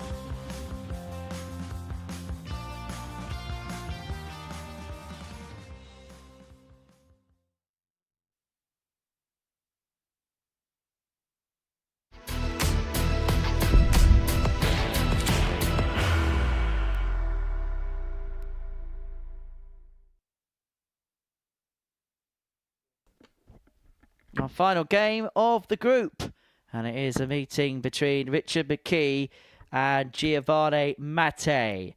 Northern Ireland against South Africa to bring to a close this Group C. And Northern Ireland and South Africa have had some battles on the darting stage over the last 12 months or so. The mind goes back to the Eissporthalle in Frankfurt in that game which involved the main protagonists, Devon Peterson and Darryl Gurney. Fair to say that they didn't exactly see eye to eye once that game drew to a close. But I'm sure these two will see eye to eye once this is done, as Mate gets us 55. Off and running. when you pull on that shirt, all bets are off. It's all about victory, no matter what. And 60. passions run high. It's nice to have the opportunity to represent your nation, so you can give your best for them. You never know. 43. In 12 months' time, Giovanni might have the chance to partner people like Graham Philby, like Devon, like Cameron Carolison, 60. Simon Adams. You never know. 12 months is a long time in sport. But by this time next year, if you can get yourself in the reckoning, you could get the shirt, you could get the chance. Yeah, that's 100. another player I wouldn't mind seeing having another go at it. Cameron Carolison got to the semi-finals, lost out to Danny Van Tripe, who then go on to have 120 in the 68. final against a certain Dean Finn.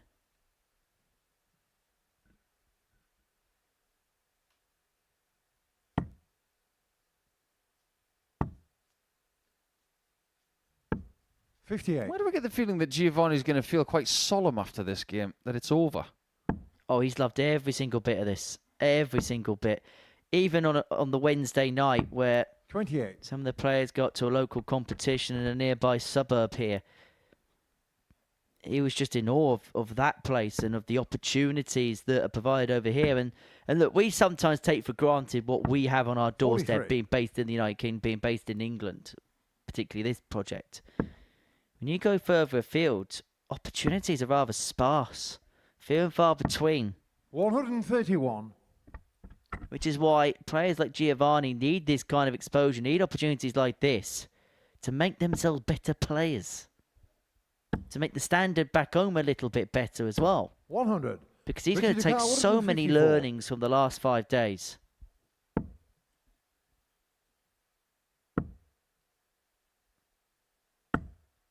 $82. I'll put that into some Giovanni sort of Ducal, perspective for you 102.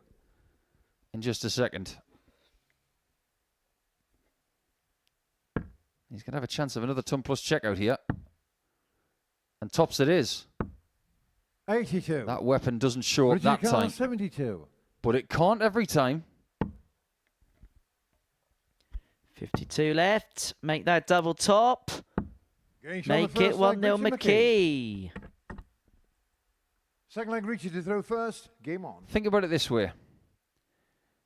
Let's use a couple of South African dart player examples here, shall we?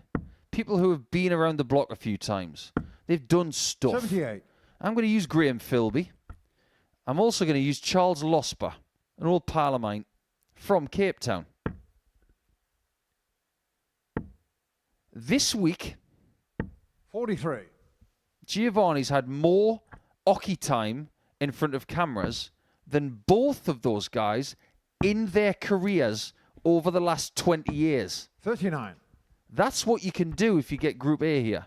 You can have the experience that other people just didn't get. And you can use it so effectively. Charles and Graham 100. have played World Cups, World Championships, and they might have been up there for 45 minutes, 20 minutes at a time. Giovanni this week has 58. played 25 games of best of 7 to learn about what he's like under these kind of circumstances. That's invaluable. Scott Mitchell said it to me a few weeks ago when we were commentating together. 55. When he was at the top of the BDO, he would have loved an opportunity like this.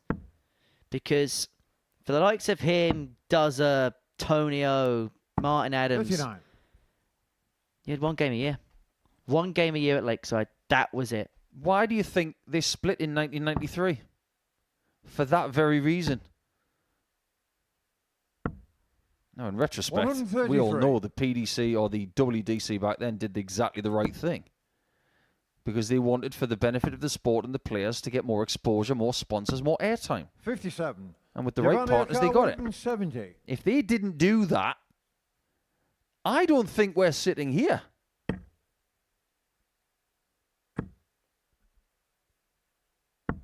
$58. There are many reasons why we're sitting here. Some of them are not so positive. Because if it wasn't for a pandemic, this project might not have got off the ground. Giovanni Ducal, 112. 1-12 for Mate to level up for 1 apiece. 92 left. Make it 32 left. 80. Just clips Richard the Carr, wire. 136. If he's not been hitting those types of finishes, like the 118, he's been very close to them. McKee's not going to get close to the 136. Giovanni Carr, 32. Don't miss it outside. He's just going to be covering the bed.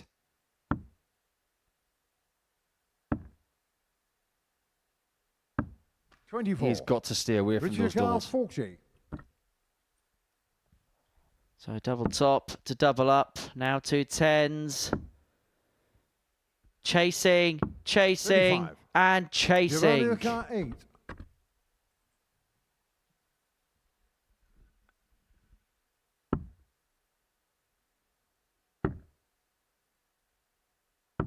Six. Richard Carr, He's not happy with that. This last game of the week is not going to plan. Plenty of room to the right. 1. He almost found it. Giovanni Carr, 2. So it's the madhouse for Mate to peg back.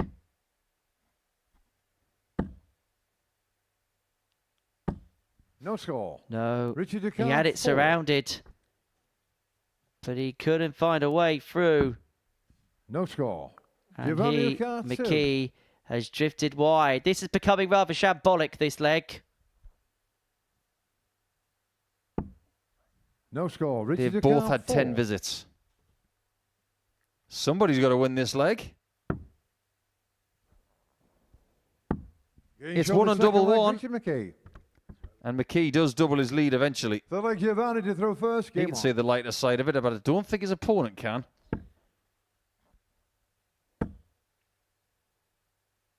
$60.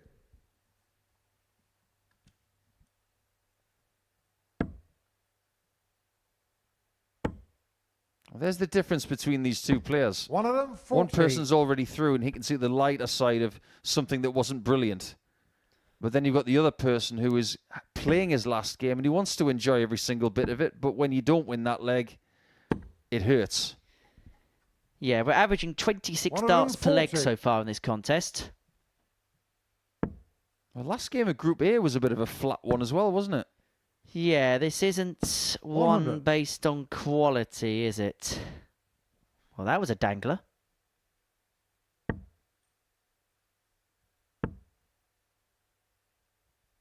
$92.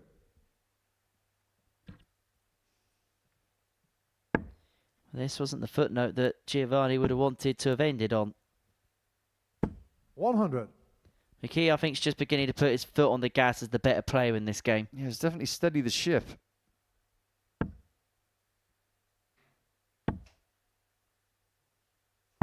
$82. Richard Carr, 161. Second time he switched down to the 19s with success. He was hungry there, wasn't he? He fancied 92. a big one. Giovanni Carr, 127. Make him smile. A bit more. Somebody did not go for their single and guarantee a shot at the bull. That was very 79. greedy. Safety Carr, first. 69. McKee looking at 69. Double 16. Just 53. clips the wire with the Giovanni inside. Carr, 48. And so the double trouble-itis continues. There is a cure for that. 16. That's not it. Richard Carr, 16. Giovanni Mate has missed 14 darts at a double in this match. McKee returns with 2 8s for 3 zip, but he's getting closer. No score. But he still ain't found a way Giovanni through. Carr, 32.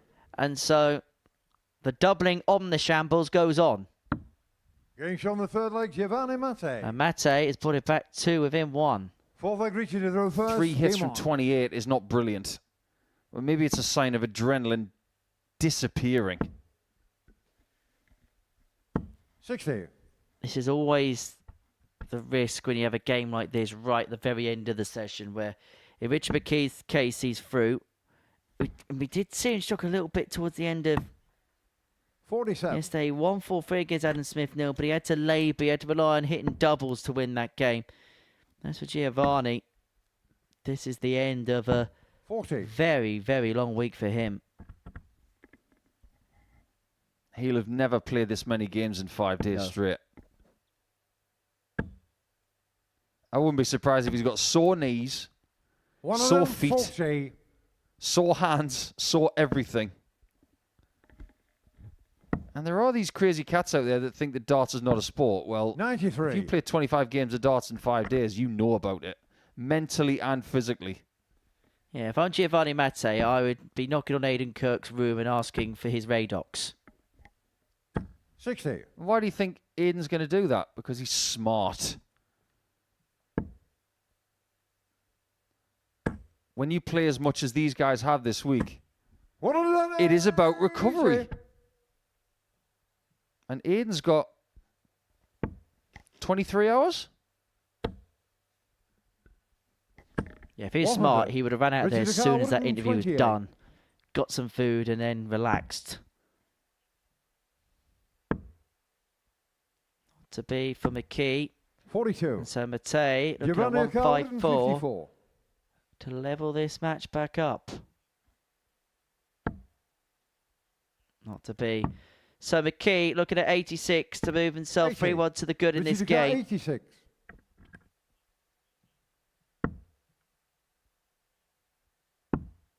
Bullet is. Bully gets. on the 4th flag, Richard McKee. Beautiful shot for 3-1. Well, from hitting nothing to then finding a brilliant bullseye, that's how conspicuous this sport can be at times.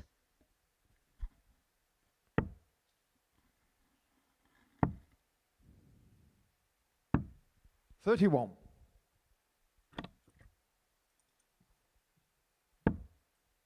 He should win this game from here.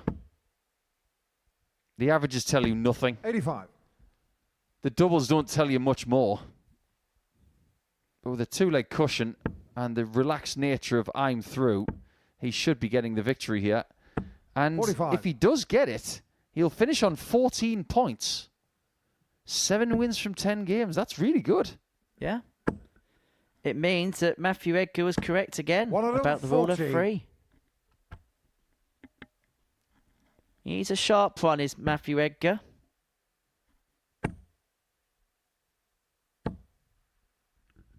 $140.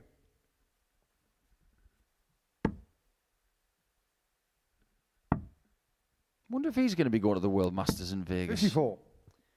I'm hoping not, because he's meant to be commentating here at Champions Week. That puts pay to that then. You might have just ruined his newest video. Either that or I've dobbed him 59.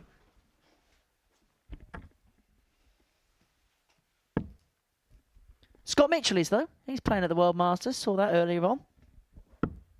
78. Oh, that was a tired arm from Richard, wasn't it? That dart came out all wrong. Well, he's still in the position to win the match. 140. Richard Carr, 144. Well, McKee here looking at 144 to win this game 4-1. Can't be done now. 128. Giovanni Oka, 86. This can be done. It has been done. Very recently. But it's not going to be done there.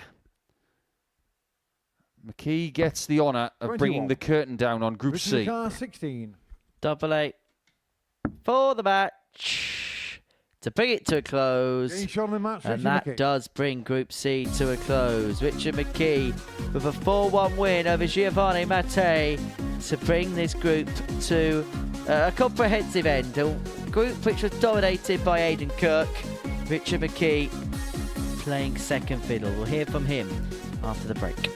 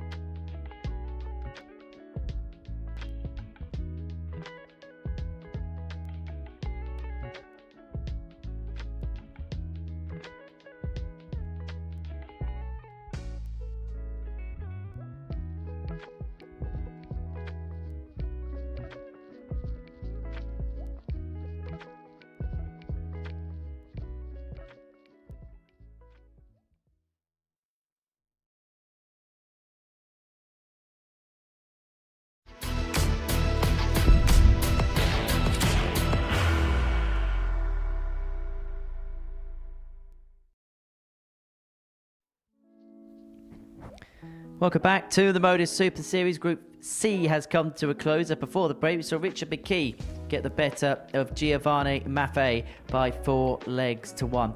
It was Aiden Kirk who dominated the group. He won 9 from 10 in that, and his only defeat was actually to Giovanni, who finished at the bottom of the pile. McKee getting the better of the likes of Vandervelden and Cansdale in terms of qualifying through and into another Saturday night here at the Live Lounge in Portsmouth. He joins myself and Paul Nicholson here in the studio to talk all about it. And look, we spoke yesterday. I asked the question, where are you at this present moment in time? You said, we'll wait and see. How do you assess upon it now? Happy enough with this week so far, but I have to be honest, the elbow is killing me now. So I'll be back to the hotel with the tens machine on. So, well, I think it's maybe just with the way the games have played out today, you know, with the waiting in between games and that, it's probably just took its toll on me a bit, but it's another Saturday night, I'm happy. Is that actually going to be one of the nice things about, we'll talk about today in a bit, but just looking ahead to tomorrow, is that going to be one of the nice things because you finished in position C2, you're going to be on and off the hockey a lot tomorrow night? Yeah, well, I don't even look that far, so I don't. I'm just happy to get through. You know, I never look at any games, never look at any averages, nothing, just try and get wins and get through. It's always my aim here is to get to a Saturday night. We said yesterday, gutsy was probably the best word to describe the way Richard went about his business at times. Yeah, I don't know how Richard feels about today's campaign. It looked, from our point of view anyway, it was very comfortable. He was able to negotiate games what looked like a little bit easier today. But the ability to find those 2-ton-plus checkouts in last leg deciders, I think that's the kind of shots that gives you confidence. Confidence cannot be found, it can only be built. And over the last couple of days, I've seen confidence built from this guy, and great determination is something that we do associate with Northern Ireland. And a little bit of quality here and there, and he showed why he meandered through the field maybe a little bit better than we thought he would at the start of Thursday. It was a really good campaign. Now we're in the cold light of day, what were your thoughts coming in on Thursday morning? No expectations whatsoever. I was so disappointed with how he played at the internationals. Very, very disappointed. And I came back and re-evaluated my game and what I felt was going wrong up on the stage. I've always held this finger just above the dart, and I felt I was slipping. So now I've put this finger underneath the dart point, and it just gives me that wee bit more control. Also, my follow-through was terrible, so that's what I've been trying to work on too. Trying to get my follow-through, just try and get that release. Well, I'll tell you what, you've got your darts on the table. Would you mind showing with one of your darts exactly what you mean in terms of the grip you've got now? Take the one in the pocket. Just into that camera there, if that's okay, Richard. I would have always threw like that, whereas this week I've went like that. The finger just underneath, and I think it just gives me that more control to propel the dart. Yeah, usually the back fingers, when it comes to the grip, it's all about, they're the projectors. So you use the index finger and the thumb usually to throw the dart, and the middle portion of the grip, whether it be finger number 2, finger number 3, they're usually to stabilize the dart, and you can do that in many different ways. The most pressure you'll find comes from the back portion of the thumb and forefinger, but these two in the middle, if they're engaged, there's not a great deal of pressure there. It's all about stability, and the word control comes in, because if you've got control, you're going to play well. How have you found that process? Because I know a lot of players find it rather difficult to kind of readjust. It's just something I've always been good at. I've always been good at picking up any one set of darts and throwing well with them. My only killer has been the elbow this past while. It's sort of stopped me practicing as much as I would like to, but look, if I can come here with only throwing them darts for a few weeks and get the results, I'm happy. We'll have another little chat with you in just a second. Yep. But in terms of the Group C as a whole, it was Aiden Kirk who won through. He won 9 out of 10. He looked rather ominous at times in that group, didn't he? Yeah, I heard what he said at the end of his last game there, and he wasn't happy with the way he played today, but boy, did he start well. He was right out of the gun and showing this group that he was the man to beat. But interestingly, yes, he's got recovery skills because he's going to be soaking in the bath tonight. He's going to be giving the muscles a bit of a break. But you get the sense that he's saving something quite special for Saturday night. He's got interesting levels in the locker, and he's got a crazy little confidence that I'm seeing in between the lines. So he's going to take some stopping come Saturday. Let's have a look at the tournament bracket, because you look at how things are beginning to develop. It almost has a Champions League feel to it, Nico. Yeah, I mean, Aiden is one of the best players that's come here who hasn't won a title yet. Richard has been to a Champions Week before, and Henry Coates has been to a weekly final. So there's a great deal of Modus Super Series experience coming to the fore here in week 3, and I expect the same to happen tonight because Whitlock's in the lead. Lewis Gurney had a pretty impressive night last night, considering he didn't play anywhere near his best. So being on 4 points for him, he'll be ecstatic with that. Well, that's how the table looks going into tonight. Simon Whitlock on 8, as you mentioned, Lewis Gurney, Graham Usher on 4, Colin Osborne and Pete Hughes have work to do on 2 points. But when you look at the players that are in there, Richard, look, you played a Champions Week before the end of 2025. Does this week almost have the feel of that? It does. I still think I had one of a very hard Champions Week. There were some quality players there throughout the whole week that were fantastic. And then when I was in Group C, I didn't expect to see Jimmy Van Schie there.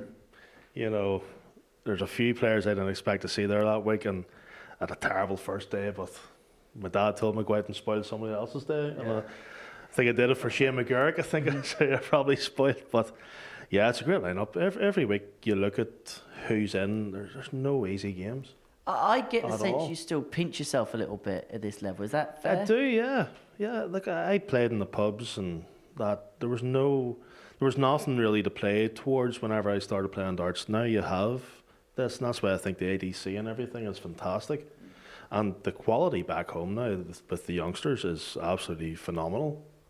You know, there's going to be a few players that's going to come through here in the next few years, and they're going to blow everybody away. We're really keen to hear about these young players because we had the conversation yesterday, Henry and I, that there are some youngsters that are on the radar right now from the southern part of Ireland. Yeah. But as far as the Northern Ireland aspect of youth darts, we're not seeing them at the minute, but they are there. They are definitely there. Like young Lee Shields and Thomas and them, they're fantastic quality players, and they are going to really set the world alight, I think. They've no fear. You know, they're playing against people that don't care who they're playing. They've no fear whatsoever. Well, that answers that question. I really can't wait to see these kids.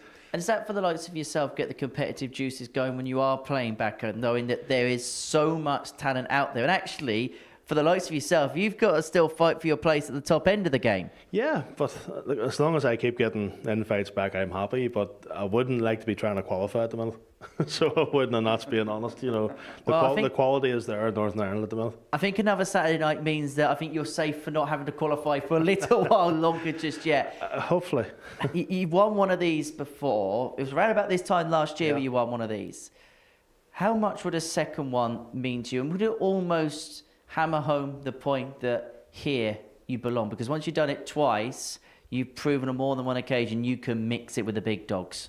Yeah, you know, like Neil won his 7th, and I think for me to win my 2nd would be up there with that as far as I'm concerned, because I don't expect to do much when I come here, and I'm just being honest. You know, I'm quite a humble guy and I enjoy my darts, but it's not my first and foremost as such.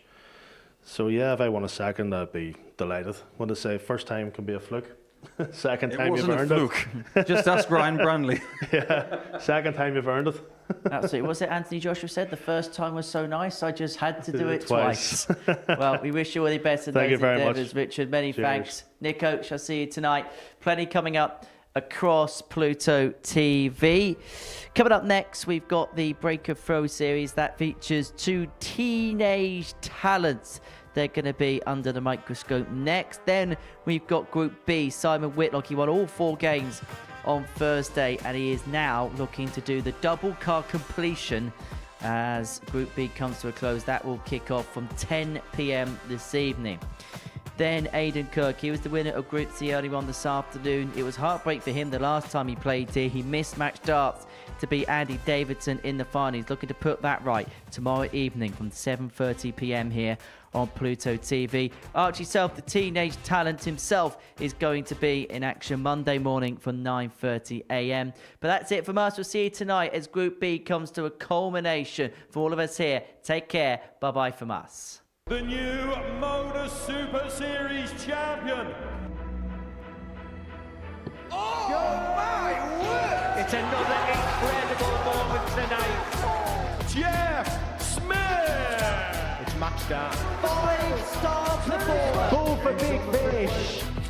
Game.